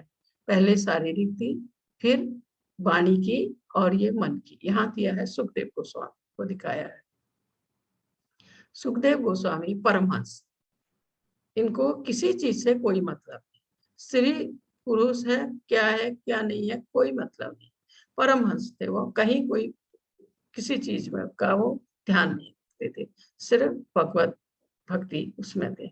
ये सुखदेव गोस्वामी वो हैं जिन्होंने परीक्षित महाराज को 7 दिन 7 रात में पूरी भागवत महापुराण सुनाई थी, परीक्षित महाराज को। तो ये निकले तो एक तालाब में कुछ स्त्रियां स्नान कर रही थी, क्योंकि इनको तो किसी से कोई मतलब नहीं है, सीधे चल दी। और जो स्त्रियां या बालिकाएं स्नान कर रही थी उन्होंने भी कोई ध्यान नहीं दिया, उनको पता है ये परमहंस है, ये सीधे चले जाएंगे, किसी की तरफ देखेंगे भी। इनके पीछे पीछे फिर वेद व्यास आए, तब वो स्त्रियों ने भाग के अपनी वस्त्र पहन ली सब। तब उन्होंने पूछा कि इससे पहले सुखदेव गोस्वामी यहाँ से निकले तब तो तुम लोग नहीं उठे, तो उन्होंने बोला कि वो परमहंस है, उनको स्त्री पुरुष या किसी से कोई लेना देना, लेकिन आप ग्रस्त हैं, इसलिए हम ये सब कर रहे हैं। ऐसा इसमें थोड़ा सा सोचा है। इसके बाद दिया है इसका 17वां श्लोक। श्रद्धया परिया तप्तम तपस्तत् त्रिविधं नरे अफलाकांक्षी विनियुक्त सात्विकं परिचक्षते। भौतिक लाभ की इच्छा न करने वाले, जो भौतिक लाभ की इच्छा न करने वाले तथा केवल परमेश्वर में प्रवृत्त भगवान के भक्तों की बात है। मनुष्यों द्वारा दिव्य श्रद्धा से संपन्न यह 3 प्रकार की तपस्या सात्विक तपस्या कहलाती। ये 3 प्रकार की तपस्या इसमें दिखाई गई है। सात्विक, ये किनके द्वारा? जिनको भौतिक लाभ की इच्छा नहीं है, भौतिक लाभ नहीं चाहिए जिनको, तथा केवल परमेश्वर में प्रवृत्त, या आप कहिए भगवान के परम भक्त, भगवान के अनन्य भक्त, उन्हीं को भौतिक लाभ की इच्छा नहीं होती, और हर कोई भौतिक लाभ चाहता है। भगवत भक्त भी वो भक्त जो पूरी तरह समर्पित है भगवान के चरण, उसको कोई भौतिक लाभ की इच्छा नहीं रहती। केवल परमेश्वर में प्रभु, वो जो कुछ करता है भगवान की सेवा में, जो कुछ करता है उनकी खुशी के लिए, उन भक्तों की बात की गई है। मनुष्यों द्वारा दिव्य श्रद्धा से प्रेम से, ऐसे ही दिव्य श्रद्धा से संपन्न यह 3 प्रकार की तपस्या सात्विक तपस्या कहलाती है। ये सात्विक तपस्या जो बताई गई है ये है वृंदावन परिक्रमा। वृंदावन परिक्रमा जब करते हैं 12 किलोमीटर है, ज्यादा नहीं है, 2.5-3 घंटे में हो जाती है ये वृंदावन परिक्रमा। आप देखेंगे नंगे पैर ये सब करते हैं इसमें, क्योंकि यहाँ आई है शुद्ध भक्तों की बात, तो ये शुद्ध भक्त है भगवान के। उसके बाद का है गोवर्धन परिक्रमा। ये गोवर्धन परिक्रमा ये वो पर्वत है, गोवर्धन पर्वत, जो भगवान ने 7 साल की उम्र में अपनी छोटी उंगली में 7 दिन 7 रात उठाया था। गोवर्धन पर्वत 21 किलोमीटर है उसका एरिया, गोवर्धन पर्वत का 21 किलोमीटर। तो उसकी हम परिक्रमा करते हैं जाकर, 6 से 7 घंटे लगते हैं इसमें गोवर्धन परिक्रमा में।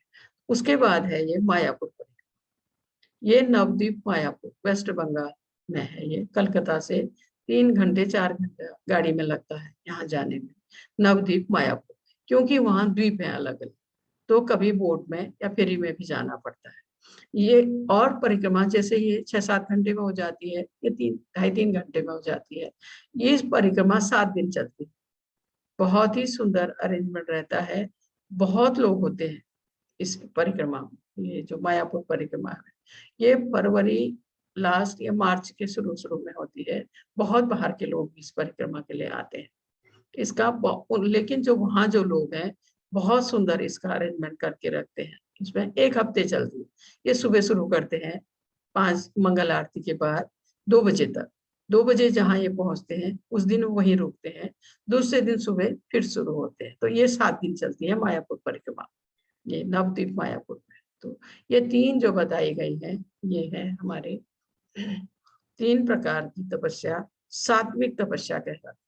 ये जो 3 प्रकार की इसमें दिखाया है, और ये भक्तों के द्वारा भौतिक लाभ की इच्छा न करने वाले, वो कौन है? भगवान के भक्त। भगवत इसमें केवल परमेश्वर में प्रभु भगवान की भक्ति में जो लगे हुए हैं उनके लिए। और इसके बाद इसका 18वां श्लोक, सत्कारमान पूजार्थम तपोदम्भेन च यत् क्रियते तदिह प्रोक्तम राजसम अचलम। जो तपस्या दम्भ पूर्वक तथा सम्मान सत्कार एवं पूजा कराने के लिए संपन्न की जाती वह राजसी रजोगुणी कहलाती। यह न तो स्थायी होती है न शाश्वत, ऐसा इसमें कहा गया है। जो तपस्या दम्भ पूर्वक घमंड के साथ में की जाती है, अपनी पूजा करा अपना सम्मान सत्कार पूजा कराने के लिए संपन्न की जाती है, ऐसी तपस्या यह राजसिक रजोगुणी कहलाती। पहली तपस्या जो दिखाई थी सतोगुणी, यह रजोगुणी है। ऐसी तपस्या जो करता है वह न तो स्थायी है और न ही शाश्वत है, ऐसा इसमें कहा गया। क्योंकि कभी कभी तपस्या इसलिए की जाती है कि लोग आकर्षित तथा उनसे सत्कार सम्मान मिल सके। रजोगुणी लोग अपने अधीनस्थों से अपनी पूजा करवाते हैं, ये ऐसा कहा है। तपस्या ये इसके लिए तपस्या करने के बहाने कृत्रिम आयोजन किए जाते हैं दिखाने के लिए दूसरों को। तो ऐसी जो तपस्या है दम्भ पूर्वक तथा तो और उसे सम्मान पाने के लिए, कुछ लोग तो अपने अधीनस्थ जो हैं उनसे अपनी पूजा भी कराते हैं, यह राजसी रजोगुणी कहलाती है। ये ऐसी तपस्या ना तो स्थायी है और ना ही शाश्वत है। इसके बाद दिया है इसका 19वां, मूढ़ ग्राहीणात्मनो यत् पीड़िया क्रियते तपः परस्तयोत् साधनार्थम वा तत्ताम समुदाहृतम। मूर्खतावश आत्म उत्पीड़न के लिए या अन्यों को विनिष्ट करने या हानि पहुंचाने के लिए जो तपस्या की जाती है वो तामसी कहलाती है। इसके बाद अब यहाँ तामसी तपस्या की बात आई है। जो तपस्या मूर्खतावश की जाती है तथा आत्म उत्पीड़न के लिए, अपने को कष्ट देने के लिए, अपने शरीर को कष्ट के लिए और अन्यों को दूसरों को हानि पहुंचाने के लिए, दूसरों को नष्ट करने के लिए जो तपस्या की जाती है वो तामसी कहलाती है। क्योंकि तामसी व्यक्ति को तो अज्ञानी कहा गया है भगवत गीता में, उसको तो ज्ञानी नहीं है, इसलिए कहा है कि मूर्खतावश आत्म उत्पीड़न के लिए अपने शरीर को कष्ट देना, अपने शरीर के अंदर आत्मा को कष्ट देना, अन्यों को नष्ट करने के लिए, दूसरों को हानि पहुंचाने के लिए उद्देश्य से जो तपस्या की जाती है वो तामसी कहलाती है। ऐसी तपस्या तामसी है। यहाँ फिर से हिरण्याकश्यप को दिखाया गया। हिरण्याकश्यप ने बहुत लंबे समय तक ब्रह्मा जी की तपस्या की, यहाँ तक कि इसके आधे शरीर को दीमक खा गया। लेकिन इसकी जो तपस्या थी अमर होने के लिए, दूसरों को कष्ट, दूसरे क्यों, अपने ही पुत्र को कष्ट पहुंचाने के लिए, अपने ही पुत्र को नष्ट करने के लिए, ये और अमर होना चाहता था हिरण्याकश्यप। तो ऐसी जो तपस्या है वो तामसी कहलाती। इसके बाद दिया है, अब बात आई है दान की। दातव्यमिति यद्दानं दीयते अनुपकारिणे देशे काले च पात्रे च तद्दानं सात्विकं श्रुतं। ये एक दान सात्विक है जो दान कर्तव्य समझकर, ये नहीं कि फल की इच्छा से, क्या ये मैं दान करूं तो मुझे इससे क्या फायदा होगा, ऐसे नहीं। जो दान कर्तव्य समझकर मुझे करना चाहिए, मेरा कर्तव्य है, कर्तव्य समझकर किसी प्रति उपकार की आशा के बिना, ये सोचे बिना कि मैं ये दान करके किसी पर उपकार कर रहा हूं, नहीं, अपना कर्तव्य समझकर समुचित काल, समुचित सही समय तथा सही स्थान में और योग्य व्यक्ति को दिया जाता है, वह सात्विक माना जाता है। योग्य व्यक्ति को हमेशा दान योग्य व्यक्ति को देना चाहिए। अगर उसका वो गलत इस्तेमाल करता है तो मैं 50% उसका पाप हमको भी आता है। इसलिए हमेशा दान सोच समझ के करना चाहिए। ऐसा इसमें कहा है कि वैदिक साहित्य में ऐसे व्यक्ति को दान देने की संस्तुति की है जो आध्यात्मिक कार्य में लगा, जो आध्यात्मिक कार्य भगवत नाम का प्रचार कर रहा हो, भगवत भक्ति। क्योंकि क्या है कि मंदिर जो चलते हैं ना, दान से चलते हैं, उनकी कोई और कमाई नहीं होती है। तो लेकिन ऐसे भी लोग हैं मंदिर के बहाने जो उसका दुरुपयोग करें, ऐसा नहीं। जहाँ समझ बूझ के ऐसे व्यक्ति को जो भी हम दान कर रहे हैं वो भगवान की सेवा में लगना चाहिए, तब हमारा वे दान सात्विक है, भगवान की सेवा में।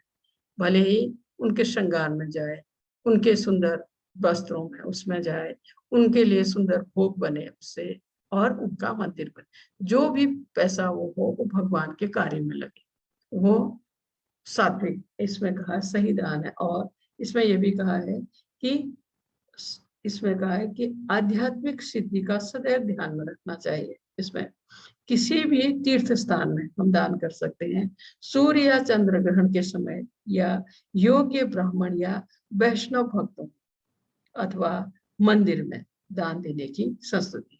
यह दान जो है सतोगुणी है, मंदिर में दान कर सकते हैं। और ये जो आपके ग्रहण का काल आते हैं ना, सूर्य ग्रहण चंद्र ग्रहण, उस समय कर सकते हैं। तो इस तरह से इसमें बताया गया है। जैसे एकादशी का दिन है, ये भी बहुत उत्तम है दान करने के लिए, लेकिन दान जब भी करें सही पात्र को ये ध्यान में रखना चाहिए, मंदिर में करें या सही पात्र को दान करें, ये सात्विक है। नंद महाराज जब भगवान कृष्ण नंद वहाँ आ गए थे नंद महाराज के पास, तो उन्होंने सब ब्राह्मण को दान दिया था, नंद महाराज ने, ये दिखाया गया है। इसके बाद दिया है यतु प्रत्युपकारार्थम फलमुद मुदिशिवा पुनः धीयते च परिक्लिष्टम तद्दानम राजसम समृतम। किंतु जो दान प्रत्युपकार की भावना से या कर्म फल की इच्छा से या अनिच्छा पूर्वक दिया जाता है, वह रजोगुणी राजस कहलाता है। प्रत्युपकार की भावना से कि मैं ये दान कर कर किसी का भला कर रहा हूं, ऐसा सोच के, और कर्म फल की इच्छा से, इससे मुझे क्या फायदा होगा, जो दान मैं ये करने जा रहा हूँ इससे मुझे क्या फायदा होगा, ये सोचते हुए, और अनिच्छा से, इच्छा नहीं है करने की तब भी, और अनिच्छा पूर्वक किया जाता है, वह रजोगुणी राजस कहलाता है। ऐसा दान रजोगुणी है। एक तो मैं कि दूसरे के ऊपर एहसान कर रहा हूँ, दूसरा उससे मुझे क्या फायदा होगा फल की इच्छा से, तीसरा इच्छा के बिना, इच्छा नहीं है दान करने की, जैसे किसी ने कह दिया बड़े ने कि दो, अनिच्छा से पूर्वक दिया जाता है, वो रजोगुणी है। ऐसा दान रजोगुणी है। आप देख रहे हैं इसके बैग में कुछ सब्जी कुछ है, इन गरीबों को देना चाहता है, लेकिन उससे पहले वो सेल्फी से फोटो खींच रहा है। ऐसा जो दान है वो रजोगुणी है। उसके बाद दिया है कि इसमें अदेश काले यदानम पात्रे वयस दीयते असत्कृतम ज्ञातम तद्दामम समुदाहृतम। तथा जो दान किसी अपवित्र स्थान में अनुचित समय में किसी अयोग्य व्यक्ति को या बिना समुचित ध्यान तथा आदर से दिया जाता है, वह तामसी कहलाता है। अब तामसी दान की बात आई है।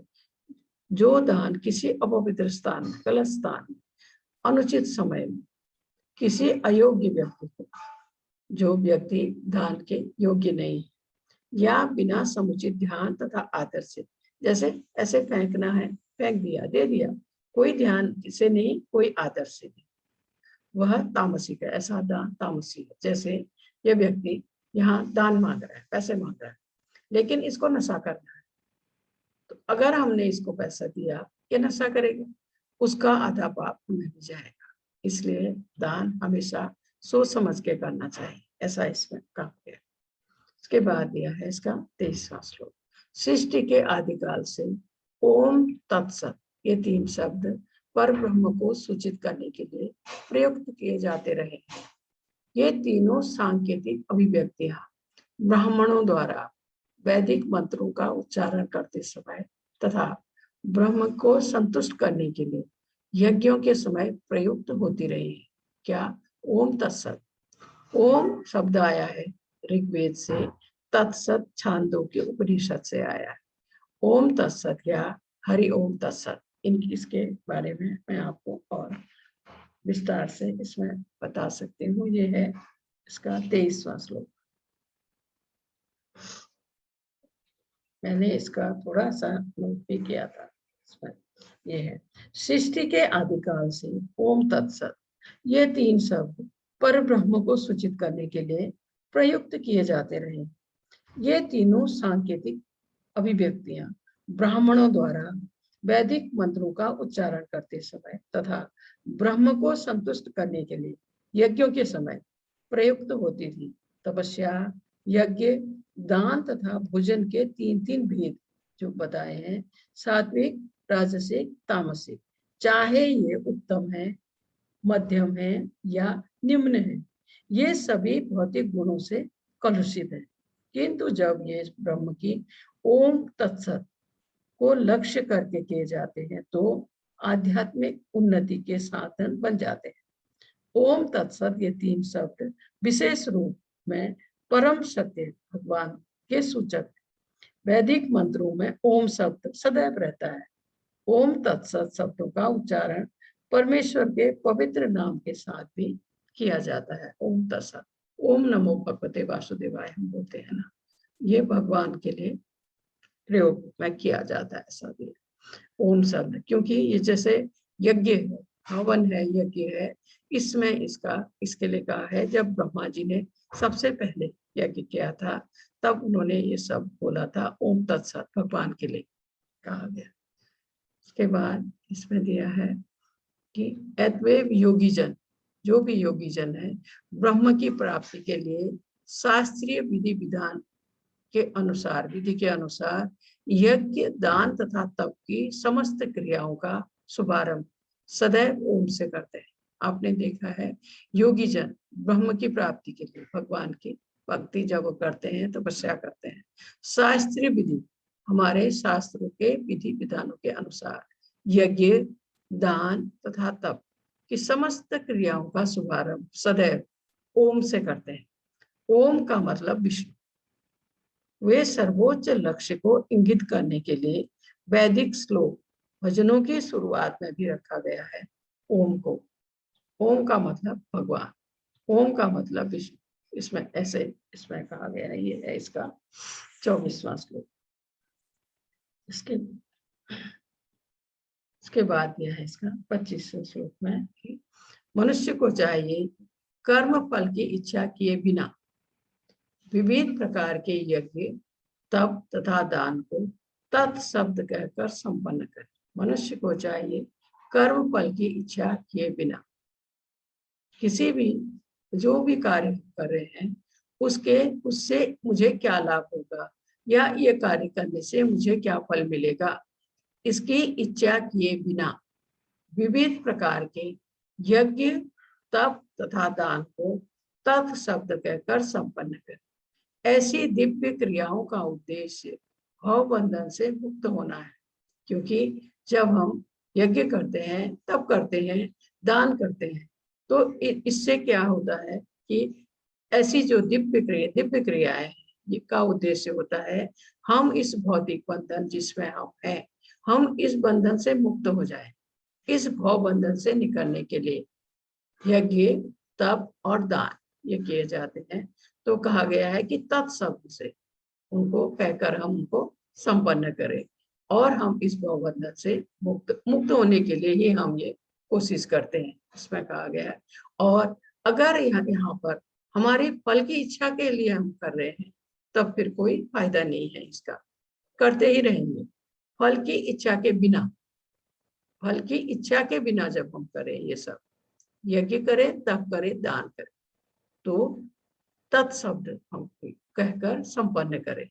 ऐसी दिव्य क्रियाओं का उद्देश्य भव बंधन से मुक्ति होना है। हम इस भौतिक बंधन में जो है इससे हमें निकलने के लिए। इसके बाद दिया है इसमें कि परम सत्य भक्तिमय यज्ञ का लक्ष्य है। परम सत्य, उसे सत शब्द से अभिहित किया जाता है। हे प्रथापुत्र, ऐसे यज्ञ का संपन्न करता भी सत कहलाता है। और जिस प्रकार यज्ञ, तप तथा दान के सारे कर्म भी जो परम पुरुष को प्रसन्न करने के लिए संपन्न किए जाते हैं, सत कहलाते हैं। जो भी कार्य हम करें भगवान की खुशी के लिए, भगवान की सेवा में, तो वो जो है वो सत है। और कहा है कि भक्तिमय यज्ञ का लक्ष्य है परम सत्य, भक्तिमय, भगवान की भक्ति में, उसे सत शब्द से अभिहित किया जाता है। हे प्रथापुत्र, ऐसे यज्ञ का संपन्न करता, जो ऐसा यज्ञ कर रहा है वो सत कहलाता है। जिस प्रकार यज्ञ, तप तथा दान के सारे कर्म भी जो परम पुरुष को प्रसन्न, भगवान को प्रसन्न करने के लिए जो भी हम करते हैं वो सत कहलाता है, ऐसा इसमें कहा गया है। वैदिक साहित्य में ऐसी कई क्रियाएं निर्धारित है। जैसे इसमें आप ये सोचिए कि घर में जो कुछ संस्कार होते हैं उनमें आपने देखा होगा, जैसे नामकरण है, यज्ञोपवीत है या और चीजें हैं, उनमें जो पुरोहितों को हम बुलाते हैं करने के लिए, उनके मुंह से ये शब्द बार बार सुनाई देते हैं। वो ऐसे इनको ओम तत्सत भी बोलते हैं, वो सत भी बोलते हैं, उनके मुंह से ये चीजें हमें सुनाई देती है। इसमें कहा है सत का अर्थ है शाश्वत। प्रभु की सेवा के लिए की गई गतिविधियां सत्य को प्रकट करती है। भगवान की सेवा में जो भी कार्य हम करते हैं, जो भी गतिविधि हमारी है, वो सत्य को प्रकट करती है।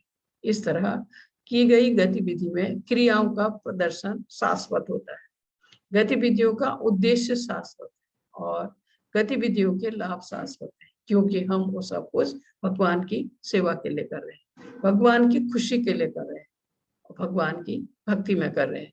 दूसरा, इससे हमें कोई फल की इच्छा के बिना कर रहे हैं, अपना कर्तव्य समझ के कर रहे हैं और भगवान को खुश करने के लिए कर रहे हैं। तो इसमें कहा गया है गतिविधियों में क्रियाओं का प्रदर्शन जो भी हम कर रहे हैं, गतिविधियों का वो शाश्वत है और गतिविधियों का उद्देश्य शाश्वत है और गतिविधियों के लाभ भी शाश्वत है। इस ऐसे इसमें समझाया। इसके बाद इसका 28वां श्लोक दिया, श्रद्धाया तम दत्तम तपस्तप्तम कृतस्य यद असदित युज्यते पार्थ न च तत् प्रेत्य नो इह। हे पार्थ, श्रद्धा के बिना यज्ञ, दान या तप के रूप में जो कुछ किया जाता है वह नश्वर है, वह असत कहलाता है और इस जन्म तथा अगले जन्म दोनों में ही व्यर्थ जाता है। बिना श्रद्धा के सब कुछ श्रद्धा पर है, सब कुछ भगवान की भक्ति पर है, भगवान से हम जो प्रेम करते हैं उसके ऊपर है।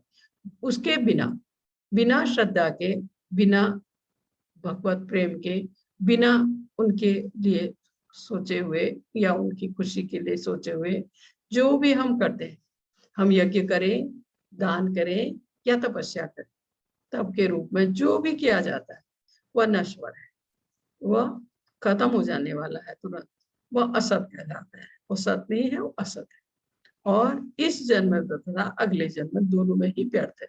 हमें ऐसे कर्म का ना तो इस जन्म में फायदा होने वाला है ना अगले जन्म में।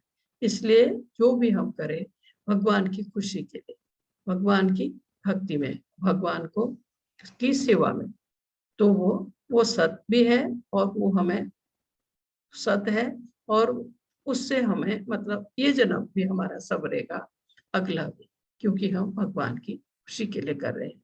और अगर हम बिना श्रद्धा के करते हैं, फल की इच्छा से करते हैं, तो वो दान है, यज्ञ है या तप है, वो सब नश्वर है, वो हमें न तो इस जन्म में और न अगले जन्म में वो व्यर्थ जाएगा, उससे कोई फायदा नहीं होगा। उसके बाद प्रभुपाद जी के कुछ शब्द हैं इसमें।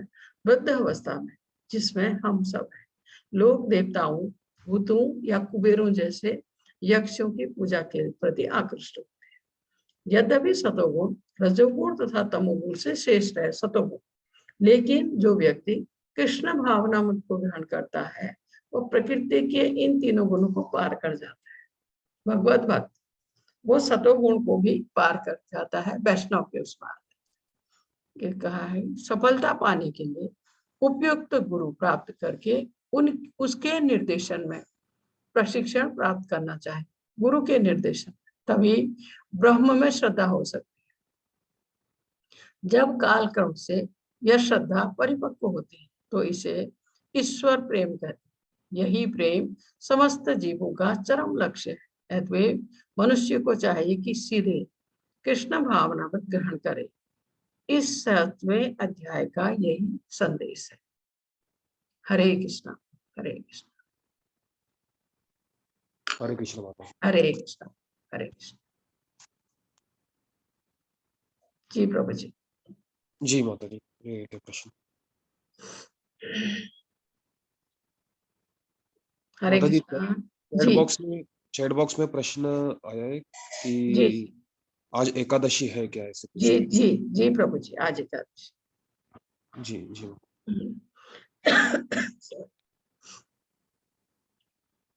हरे कृष्ण। आकांक्षा माता जी, आप प्रश्न पूछ सकते। हरे कृष्ण माता जी। हरे कृष्णा जी जी जी माता जी। विष्णु जी के तो 10 अवतार थे जी। तो उसमें से ही एक अवतार नरसिंह अवतार थे। तो उन 10 अवतार में सिर्फ नरसिंह अवतार की पूजा मतलब क्यों की जाती है इस्कॉन में? मतलब इस्कॉन में सबकी पूजा की जाती है माता जी, भगवान कृष्ण की, और ये आपके नरसिंह देव की भी है, जगन्नाथ जी की होती है। कई जगह तो पूरा मंदिर ही जगन्नाथ जी के से है। तो उसमें अलग अलग का उस सवाल नहीं है। इसमें जो दशावतार है आप बात करें, भगवान राम की पूजा की हमने, भगवान कृष्ण की नरसिंह की, और ये जो है ना माता जी, एक एक अवतार को लेके वो ऐसा नहीं है। तो कुछ कुछ जगहों पर ये चीजें पूजा की जाती है। सारे अवतारों को उस मंदिर में रख के ऐसे नहीं कर सकते हैं। जी जी माता जी। तो क्योंकि क्या है कि हमने भगवान की, जब साक्षात भगवान की पूजा कर रहे हैं तो उनकी अवतारों की पूजा तो स्वतः ही हो गई ना माता जी, क्योंकि उन्हीं के तो अवतार है ना। जी जी जी माता जी जी। धन्यवाद। हरे कृष्ण हरे कृष्ण। हरे कृष्णा रेडमी माता जी, आप प्रश्न पूछ सकते। हरे कृष्णा हरे कृष्णा। बोले बोले माता जी, मेरा प्रश्न है, जैसे वृंदावन परिक्रमा आपने बताई, गोवर्धन परिक्रमा, फिर मायापुर परिक्रमा, वो तो सबके लिए तो संभव नहीं हो सकती ना माता जी? माता जी असंभव भी नहीं है, असंभव भी नहीं है, लेकिन जितना आसानी से हम गोवर्धन परिक्रमा या ये वृंदावन परिक्रमा कर सकते हैं, उस एक तो दूर है थोड़ा है, तो उसके लिए 1 हफ्ते भर का समय चाहिए। उसके लिए मैं नहीं कर पाई माता जी, मैं भी नहीं कर पाई, लेकिन हम दर्शन करने वहाँ 3-4 बार चले गए। वहाँ कृष्ण जी का मंदिर है क्या माता जी? भगवान कृष्णा भी है, पंचतत्व भी है, नरसिंह देव भी है। तो बहुत ही सुंदर मंदिर है माता जी। जब वहां पहुंचते हैं लगता है वैकुंठ आ गए हैं, ऐसा लगता है जी। बहुत ही सुंदर मंदिर है, बहुत बड़ा। जी जी माता जी। माता जी और एक प्रश्न था मेरा। जी जी कि हम लोग उन दान के बारे में आपने बताया था, जी। तो हम लोग जैसे पंडित जी को जैसे सीधा देते हैं, सीधा, तो वो सीधा जो देते हैं तो फिर बाद में वो बोलते हैं कि अपने गोत्र बोल दीजिए, अपना नाम बोल दीजिए। तो जो भी जो हम लोग अपना नाम बोलते हैं फिर वो पूरे परिवार से उसको मिल जाता है क्या? पूरा परिवार का जी ऐसे बोलते हैं ना लास्ट में कि अपना नाम ले लीजिए, अपना गोत्र बोल दीजिए, जैसे सीधा का संकल्प कराते हैं उस समय। जी जी तो उस समय फिर वो क्या मेरे पूरे परिवार की तरफ से उसका आशीष हम लोग सबको मिलता है क्या?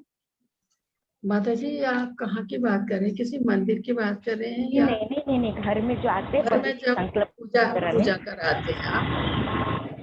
सॉरी। सीधा लेने आते हैं ना हम लोग, जैसे सब एकादशी के दूसरे दिन देते हैं या फिर अमावस्या को सीधा देते हैं, जो लोग जी जी जी पंडित जी जी जो माता जी। घर में आते हैं तो वो बोलते हैं ना, जी लास्ट में अपना गोत्र बोल दीजिए, अपना नाम बोल दीजिए।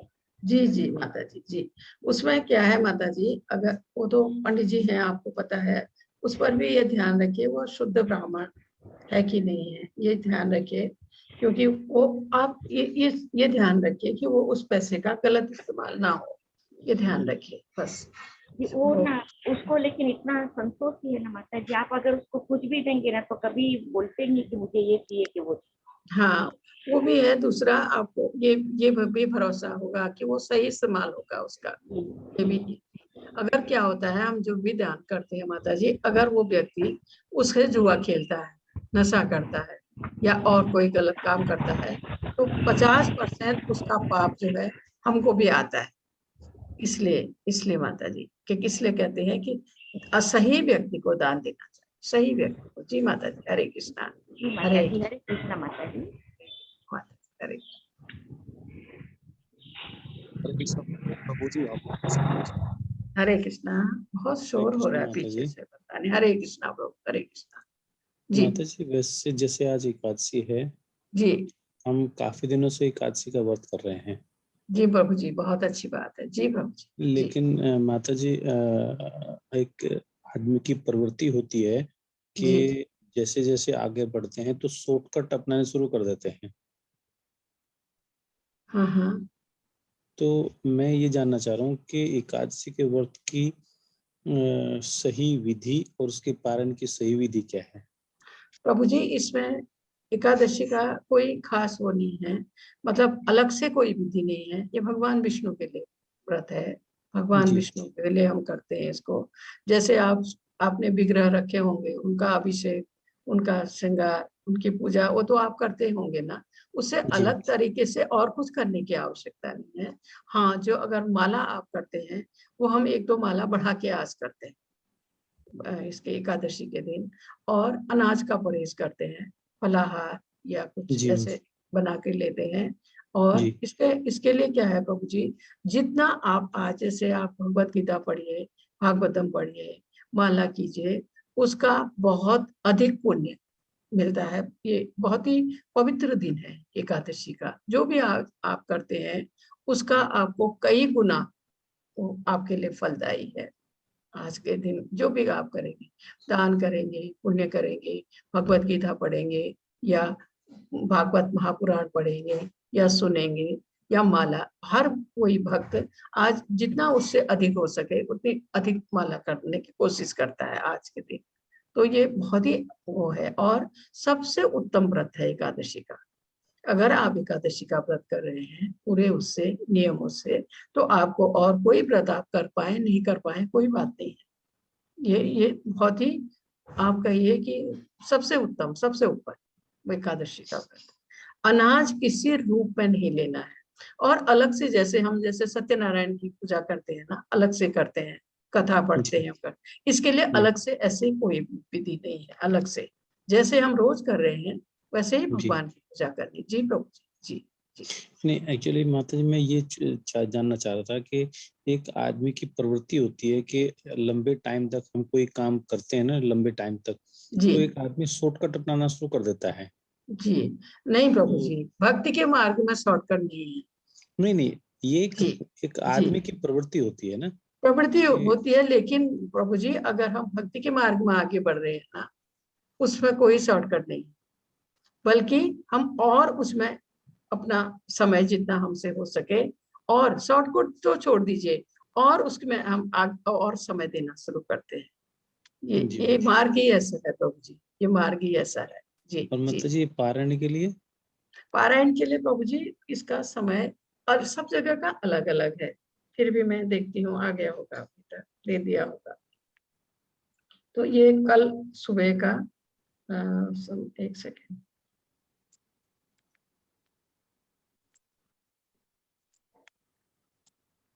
नहीं प्रभु जी, एक सेकंड में कैलेंडर में देख के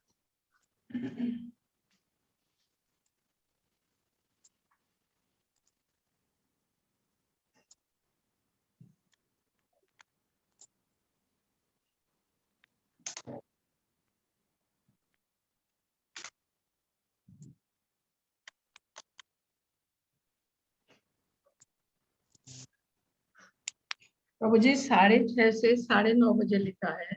10 मिनट का आगे पीछे होता है।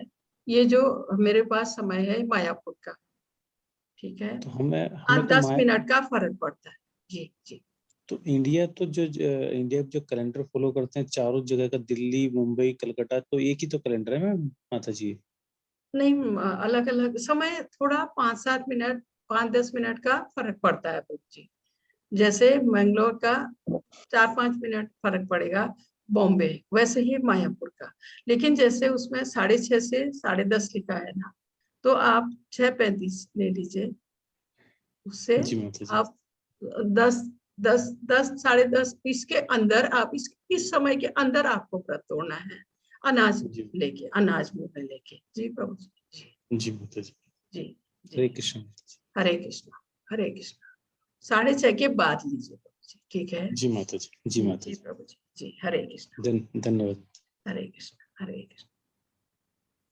हरे कृष्ण। रूपाली माता जी, आप प्रश्न पूछ सकते हरे कृष्ण माता जी। हरे कृष्णा। जी माता जी। मुझे एक सवाल था, थोड़ा कंफ्यूजन था। जी जैसे हम लोगों को आपने अभी बताया है कि सतोगुण और रजोगुण और तमोगुण, जी माता जी। ये तीन कैटेगरी में बहुत सारे लोग मतलब डिवाइड होते हैं, ठीक जी है? अच्छा, अब हम लोग कितनी बार कोशिश करते हैं, हमारे दिल दिमाग में कुछ नहीं होता है, हम दान धर्म करते हैं, अच्छा कर्म करते हैं, पर जब आसपास के लोग हमें बोलते हैं अरे तूने ये किया तो तुझे ये फल मिलेगा, तूने ये किया है तो तुझे वो मिलेगा, तो इससे क्या हमारा जो वर्ग, जो श्रेणी है वो बदल जाती है? क्योंकि अल्टीमेटली उनके बोलने पर हमारा ध्यान जाता है, तो हमको लगता है अरे मैंने ये धर्म किया है, ये पुण्य किया है, तो मुझे उसका ये फल मिलेगा। माता जी, जो भी हम पुण्य करते हैं ना, हम्म, जो भी पुण्य करते हैं या हम्म, जो भी हम गलत करते हैं, उन दोनों का फल मिलना निश्चित है। हम को भी अच्छा काम करें, उसका भी हमको फल मिलेगा, जो भी हम गलत करें उसका भी मिलेगा, वो छूट नहीं सकता उससे। क्योंकि परमात्मा के अंश रूप में, भगवान के अंश रूप में परमात्मा प्रत्येक प्राणी के अंदर है। वो हमारे हर कर्म के उसका नोट कर रहे हैं। हम अच्छा कर रहे हैं तो भी उनके पास हिसाब है, गलत कर रहे हैं तो भी है। हमें हर हमारे कार्य का, अच्छा है बुरा है, उसका फल हमें मिलना ही मिलना है। वो किसी के कहने या सुनने से उसमें परिवर्तन नहीं हो सकता है माता जी। तो किसी कोई कुछ भी कहे, उससे फर्क नहीं पड़ता है। अगर आप सही मार्ग में हैं, अगर आप पुण्य कर रही हैं या आप भगवत भक्ति कर रही हैं, तो उसका उसका आपको सही फल मिलेगा माता जी। वो दूसरे के कहने से उससे फर्क नहीं पड़ने वाला है। जिस भावना से, जिस उससे आप कर रही हैं, उसी के अनुसार आपको उसका फल मिलेगा। जी माता जी। जी और जैसा माता जी आपने कहा था कि हमारा इस जन्म का शरीर हो या इस जन्म के कर्म हो, वो हमारे पिछले जन्म के कर्मों पे अवलंबन होता है, आधारित आधारित है। जी आधारित माता है। जी। जी तो जी। अगर समझिए जैसे कि हम तो हमारे एंड पे पूरी कोशिश करते हैं कि हम सही काम करें, अच्छे से चले, जी सारी सात्विक चीजें करें, जी पर माता। हमारे सामने कोई जैसे तमोगुण वाले लोग होते हैं, हम्म और सतोगुण या रजोगुण और तमोगुण के बीच में जैसे चढ़ाओढ़ होती है कि हम्म हम हमारे हिस्से का काम तो कर रहे हैं, पर सामने जो व्यक्ति है, जो भले ही रिश्तेदार हो, दोस्त हो या हम्म कोई भी हो, हम्म वो तमोगुण में ही बर्ताव करते रहते हैं। हम्म। तो ऐसे ऐसे टाइम पे मतलब हमें क्या रिएक्ट करना चाहिए या फिर माता कैसा जी, होना चाहिए? पहली बात तो क्या है, अगर आप भक्ति की मार्ग में हैं, आप भगवत भक्ति की राह में चल रही हैं, तो आपको रिएक्ट ही नहीं करना चाहिए। जहां तक, क्योंकि भक्ति जब व्यक्ति करने लगता है माता जी, उसमें संयम आ जाता है, उसमें सहन करने की शक्ति आ जाती है। ज्यादा से ज्यादा आप माफ कर दीजिए, उसको इग्नोर कीजिए, ज्यादा उसके संपर्क में मत रहिए, क्योंकि वो आपको तकलीफ भी देगा या आपके मन को दुखी करेगा ना। इसलिए थोड़ा संपर्क तो रखना पड़ता है, क्योंकि वो कोई अपना है, तो ज्यादा संपर्क मत रखिए, माफ कर दीजिए उसको, रिएक्ट मत कीजिए। जब हम रिएक्ट करते हैं तो फिर वो चीज और आगे बढ़ती है और गुस्सा आता है और अपने को तकलीफ होती है। इसलिए ये जो भक्ति के मार्ग में जो भी चलने लगता है उसमें स्वतः ही संयम आने लगता है। ये जो महामंत्र का जप हम करते हैं माता जी, इसमें इतनी शक्ति है, ये हमें शांत, इससे हम क्या होता है, हमारा मन शांत होने लगता है। तो उसको माफ कर दीजिए ताकि वो दोबारा वो सब ना करे, और फिर भी आपको अगर कष्ट देता है तो उससे संपर्क मत रखिए, कम रखिए। जी माता जी, जैसे हमने दूसरे और तीसरे अध्याय में देखा था, सुना था जी कि कर्म हमारा सबसे बड़ा होता है। जी माता जी। जैसे कृष्ण भगवान ने अर्जुन जी को पूरी तरीके से ध्यान दिया था कि वो युद्ध करना उनका कर्म है। कर्म है, जी माता जी, बिल्कुल भले ही वो उनका परिवार था, उन्होंने उनके साथ गलत बिहेव किया, जो भी है, पर उनको अपने कर्म से पीछे नहीं हटना है। जी माता जी। तो भक्ति और कर्म साथ साथ चलते हैं, बट यही जैसे दुविधा होती है ना कि मुझे मेरे हक का कर्म भी करना है, कि आगे चल के ऐसा ना हो कि मुझे लगे मेरा, अगर मैं और थोड़ा स्ट्रांगली या फिर थोड़ा और फाइट करती है अपने और कर्मों को थोड़ा स्ट्रांग करती, तो शायद चीजें और अच्छी हो जाए। या फिर ये सोच के हम लोग को चलना चाहिए कि ये भक्ति मार्ग में हम लोगों को ये सोचना चाहिए कि ये तमोगुण का इंसान है, मेरा इनसे कोई लेना देना नहीं है, मैं अपना सात्विकता से रहूं और अपने भक्ति मार्ग पे चलूं। तो कर्म और भक्ति इन दोनों में से थोड़ा माता सा जी क्या है, इसमें भगवत गीता में ये भी समझाया है कि जब हम भक्ति के मार्ग में आगे बढ़े तो हमें जो कर्म हमारा है उसको छोड़ने की आवश्यकता नहीं है। हमारे कर्म को भी करना है माता जी, फर्ज भी निभाने हैं। हर किसी का परिवार के प्रति फर्ज है, माँ बाप के प्रति फर्ज है, वो भी निभाना है। भगवत गीता में कहीं भी ये नहीं लिखा है कि हम अपना कर्म छोड़ दें या अपना फर्ज छोड़ दें, कहीं नहीं लिखा है। हम अपना कर्म करते हुए, अपने सारे फर्ज पूरे करते हुए समय निकाल के भगवत भक्ति के मार्ग में आगे बढ़े। स्वतः ही हमारे स्वभाव में परिवर्तन आता है माता जी, स्वतः ही व्यक्ति में सहन शक्ति आने लगती है और धीरे धीरे वो फिर भक्ति मार्ग में आगे बढ़ने लगेगा। तो वो उसका जो वो काम करता है, फिर उसके जो उससे फल पाने की इच्छा है कि इससे मुझे क्या फायदा होगा, ऐसा सोच के या फल की इच्छा से वो कर्म नहीं करेगा। वो कर्म करेगा, उससे मिलने वाले फल को भगवान के ऊपर छोड़ देगा। ये उसकी अति उत्तम स्थिति है। फिर कर्म करेगा बहुत, क्योंकि अगर जैसे आप भोजन बना रही हैं, आप ये सोच के बनाए कि ये मैं भगवान के लिए बना रही हूँ, तो आप उसको और अच्छे ढंग से करने लगेंगे और अच्छी तरह से नई नई चीजें आप बनाने लगेंगे, क्योंकि आप का मन में है कि मैं ये भगवान के लिए बना रही हूँ। इसी प्रकार जब भी आप ये सोचेंगी जो मैं कर्म कर रही हूँ, कार्य कर रही हूँ, ये मैं भगवान के लिए कर रही हूँ, तो उस कर्म में आपका और निखार रहेगा, आप उसको और मेहनत से और सुंदर उससे करने लगेंगे। तो ये परिवर्तन तब आएगा जब हम भक्ति के मार्ग में आगे बढ़ेंगे। जी माता जी, ये चीजें फिर उलझन जो है आपके मन की, संदेह है, उलझन है, ये सब अपने आप मिट जाएंगे। जी माता जी। जी जी जी। हरे कृष्णा, हरे कृष्णा, हरे कृष्णा, हरे कृष्णा। जी माता जी। जी प्रभु जी, 2 और हाथ है। हाँ, हरे कृष्णा। रेणुका माता जी, आप प्रश्न पूछ सकते हैं। हरे कृष्ण माता जी। हरे कृष्णा माता जी, बोलिए। माता जी, आप जो बताए थे सत्वगुणी, रजोगुणी और तमोगुणी। जी तो सत्वगुणी लोग तो मृत्यु के बाद भगवान की धाम प्राप्ति होते और स्वर्ग जो नहीं माता जी, सतोगुणी भगवान धाम नहीं जाते, वो स्वर्ग जाते। सतोगुणी व्यक्ति स्वर्ग में जाएगा। रजोगुणी तमोगुणी को मृत्यु के बाद क्या प्राप्त होता है? रजोगुणी व्यक्ति इसी भौतिक जगत में फिर आएंगे, रजोगुणी जो है यही आएंगे फिर, और तमोगुणी नरक में जाएंगे। जी जी माता जी, यही भगवत गीता में यही लिखा है। जी जी जी। हरे कृष्णा, हरे कृष्णा, हरे कृष्णा।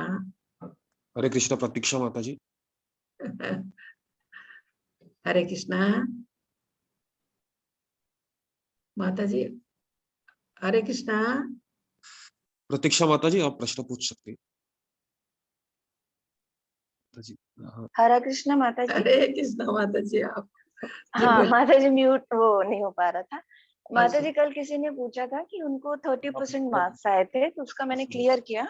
जी जी वो ओवरऑल जितने भी क्विज कंप्लीट करेंगे ना, 18 क्विज, जी तो जी। उसमें जो मिनिमम 40% चाहिए सारे क्विज को मिला के।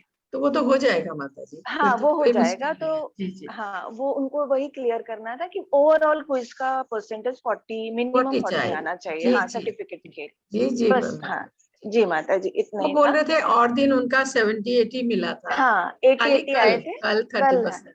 थोड़ा वो डर गए थे, तो जी मैंने जी कहा आज मैं क्लियर कर देती हूँ। जी जी जी जी जी माता माता जी, जी। बहुत अच्छी हरे बात। कृष्णा माता हरे जी। कृष्णा हरे कृष्णा हरे कृष्णा। हरे कृष्णा। माता जी, चैट बॉक्स में प्रश्न है कि जो सिर्फ जल पीते हैं एकादशी में, जी। वो पारायण टाइम में सिर्फ उनका फल वो जल पीते हैं या निर्जला करते हैं वो प्रभु जी? हाँ, जल पीते हैं ऐसा लिखा है, तो पारायण में सिर्फ फल खाएंगे ऐसा पूछ रहे हैं। पारायण समय में अगर व्यक्ति निर्जला कर रहा है, उसने निर्जला किया है, तो वो जल पीने से व्रत हो सकता है। और जिसने फलाहार किया है या पानी पिया है, तो उसको अनाज मुंह में लेके छोटा सा, या क्योंकि इतना लंबा टाइम है ये 8:30 9 बजे 10 बजे तक, वो तो ब्रेकफास्ट करके व्रत तोड़ सकते हैं प्रभु जी। जी जी। निर्जला है तो पानी पीने से भी व्रत टूट जाता है। जी प्रभु जी। जी जी हरे कृष्णा। प्रभु जी एक और हाथ आया। जी हरे कृष्ण माता जी। जी प्रभु जी बोलिए। माता जी, जैसे शास्त्रों में भी हम देखते हैं और जैसे कहा जाता है कि ब्राह्मणों को दान दिया जाना चाहिए जी और उनको भोजन करवाना चाहिए, जी तो प्रभु। इसका अर्थ वो जाति से जो ब्राह्मण है उनके लिए ही है या नहीं प्रभु जी, पुरुष? कर्मों से उसमें ब्राह्मण के सब गुण होने चाहिए। ब्राह्मण का बेटा है वो ब्राह्मण हो गया ऐसा नहीं माना गया है भगवत गीता में। कर्म के अनुसार ब्राह्मण शुद्ध हो, आंतरिक बाह्य रूप से शास्त्रों का ज्ञान हो, उसको भगवत भक्ति करने लगा हो वो, और सौम्य हो, शांत। ये जो सतोगुण का जो वर्णन आया है, इसकी तुलना ब्राह्मण से की गई। गुणों के अनुसार ब्राह्मण प्रभु जी, वो ब्राह्मण का बेटा ब्राह्मण नहीं, ठीक है, उसमें गुण। इस प्रकार से माता जी खोजना मुश्किल हो जाएगा कि क्योंकि हम जानते हैं जरूरी नहीं कि हर व्यक्ति सतोगुणी हो या उसमें सारी क्वालिटीज हो, वो कैसे पता कर पाए हम? लग वो जाता है प्रभु जी। जैसे ब्राह्मण का बेटा है तो वो तो सबको पता है, चलो ब्राह्मण को भोजन कराना है, हम शास्त्रों में भी पढ़ते हैं, तो ठीक है उसके बेटे को पकड़ के लेके आ जाओ, उनको खिला देते हैं। नहीं प्रभु जी, खिलाने में उसमें कोई वो नहीं है, या लेकिन दान दे देते हैं जो भी। जब हम उससे पूजा कराते हैं, ये कराते हैं, तो उसको इतना योग्य तो होना ही चाहिए ना कि उसको ब्राह्मण का वो भोजन। तो आप बहुत अच्छी बात, किसी को भी कराए, ब्राह्मण के बेटे को भोजन कराना, उसमें कोई अर्थ नहीं है प्रभु जी, वो गलत नहीं है। लेकिन इसमें ये कहा गया है कि योग्य ब्राह्मण योग्य होना चाहिए। जैसे सतोगुण, पूरे सतोगुण का जो जो तुलना की गई है वो ब्राह्मण से की गई। उसमें इतने गुण तो होने ही चाहिए, शुद्ध हो, आंतरिक बाह्य रूप से वो, और संयम हो, उसमें भगवत भक्ति करने लगा हो, और शास्त्रों का ज्ञान हो उसको, तो उसको सतोगुण में जो है उसको ब्राह्मण कहा गया है। जी प्रभु जी। क्योंकि माता जी इस तरीके के ब्राह्मण तो आज की समय में मिलना एकदम असंभव सा लगता है, क्योंकि मतलब कोई ब्राह्मण बंधु बुरा ना माने, लेकिन मेरे जितने भी ब्राह्मण मित्र हैं, मैं जितने भी जानता हूँ, मेरे कम से कम 15-20 ब्राह्मण दोस्त होंगे, वो उनमें से सभी या तो नॉनवेज खाते हैं या दारू पीते हैं या इस तरीके के नहीं, सब वो बुरे ब्राह्मण नहीं प्रभु जी, वो वो जो ब्राह्मण पुत्र है जो भी है वो ब्राह्मण जाति कहते हैं जिनको। मैं स्वयं एक राजपुरोहित हूँ, तो वो ऐसा नहीं कि मैं सिर्फ ब्राह्मणों के अगेंस्ट बोल रहा हूँ, अलग हूँ, लेकिन मैं खुद भी एक ब्राह्मण कुल से हूँ, लेकिन मैं जिन्हें जानता हूँ वो सभी इस प्रकार की प्रवृत्ति में है। तो मुश्किल लगता है कि वैसा ब्राह्मण कब मिलेगा, हमें कैसे मिल पाएगा जिसे हम शास्त्रों के अनुसार हम उन्हें अपना दान दे सके या जो भी अपने पुण्य कर्म कर सके जिसके साथ। जी प्रभु जी, वैसे ब्राह्मण रहते हैं प्रभु जी, ऐसा नहीं है।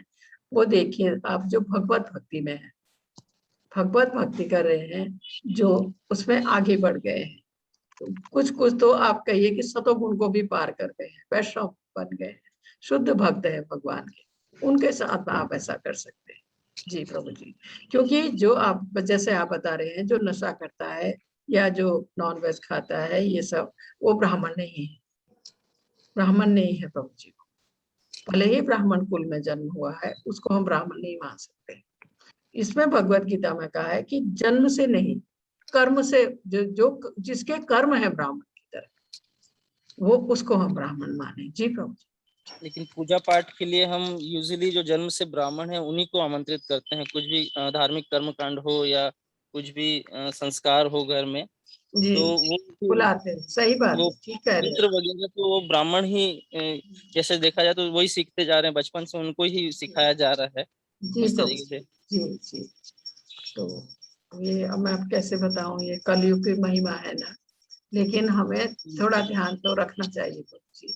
जी, क्योंकि नशा करने वाले को या ये मीट खाने वाले को अगर हम दान करते हैं, तो आज के अध्याय में बताया गया है प्रभु जी, वो हम ना इस जीवन में उसका वो है ना फल है ना अगले में, अगले जीवन। वही डर रहता है माता जी कि चलो मंत्र ब्राह्मण के लोगों को ही यूजुअली सीखे जाते हैं, वो शुरू से वही सीखते आते हैं, उनकी प्रैक्टिस वही रहती है, तो उन्हें सिर्फ मंत्र याद है, लेकिन वो चरित्र के रूप में उनका इतना अच्छा नहीं, तो क्या अपने मंत्र यज्ञ के साथ चरित्र भी चाहिए ना। पवित्र लोग मंत्र बोलेंगे वहां पे, तो हमारा यज्ञ भी अपवित्र हो जाएगा, पवित्र तो हो उसका डर जाएगा। रहता वही है। जी, आप बिल्कुल सही कह रहे, वही हमने आज भगवत गीता में पढ़ा। जी प्रभु जी। जी जी, तो ये चीजें हैं, इसलिए थोड़ा ध्यान से कीजिए। जी प्रभु जी। कर्म कांड में ये सब ज्यादा रहता है प्रभु जी, जो घर में हम करते हैं ना, कर्म कांड कहलाता है वो, उसमें ये चीजें ज्यादा ज्यादा रहती हैं। उसमें इनको बुला के ही सब कुछ कराते हैं ना, कर्म का वो कर्म कांड कहलाता है सब। घर में जैसे नामकरण संस्कार है, यज्ञोपवीत, ये सब ये कर्म कांड में आता है। जी जी। हरे हरे कृष्णा, हरे कृष्णा, हरे कृष्णा, हरे कृष्णा। माता जी प्रश्न हो चुके हैं सारे। जी जी प्रभु, फिर कल मिले प्रभु जी, कल मिले। हरे माता जी ऐसा जी मुझे अभी हाँ, जो दान के ऊपर जो डिस्कस हो रहा था, जी जी, अगर हमें ऐसा समझ लीजिए, हमें ऐसा कोई मिल नहीं कि दान हमें किससे देना है, हमें नहीं समझ में आ रहा है, जैसे ब्राह्मण वगैरह को हम। प्रभु जी आप मंदिर में कीजिए, हुंडी में डाल दीजिए, सबसे अच्छा है। और ये जो आपके ये वैष्णव भक्त हैं जो भगवान नाम का प्रचार कर रहे हैं, इनको आप दान कर सकते हैं। मंदिर बन रहा है, ये सबसे बड़ा अच्छा दान है, सबसे बड़ा दान है, भगवत गीता में कहा गया, उसमें आप दान कर सकते हैं। क्योंकि जिसको भी आप दान करते हैं, ये जान के कीजिए कि वो व्यक्ति इसको भगवान के लिए खर्च करेगा, इसका गलत उपयोग नहीं करेगा। और जैसे घर में भी हम कर्म कांड करते हैं ना, पंडितों को बुलाते हैं, उसमें भी ये ध्यान रखना है कि उनमें से कोई इस पैसे से नशा ना करे, जुआ ना खेले या गलत काम ना करे, इस चीज का ध्यान रखना है प्रभु जी।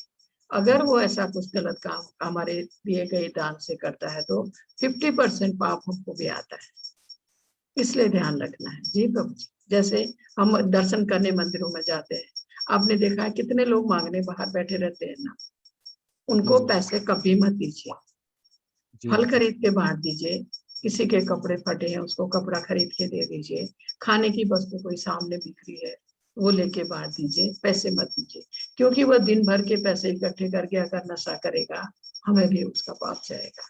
जी प्रभु जी। जी जी।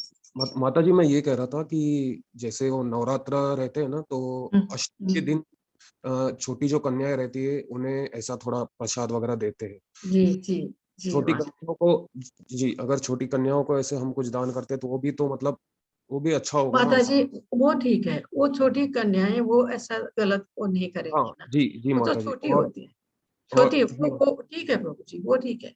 जी, और माता जी जो हम एक तो पूजा वो जो पूजे पैसा हम देते हैं प्रभु जी, वो बहुत थोड़ी मात्रा में होता है।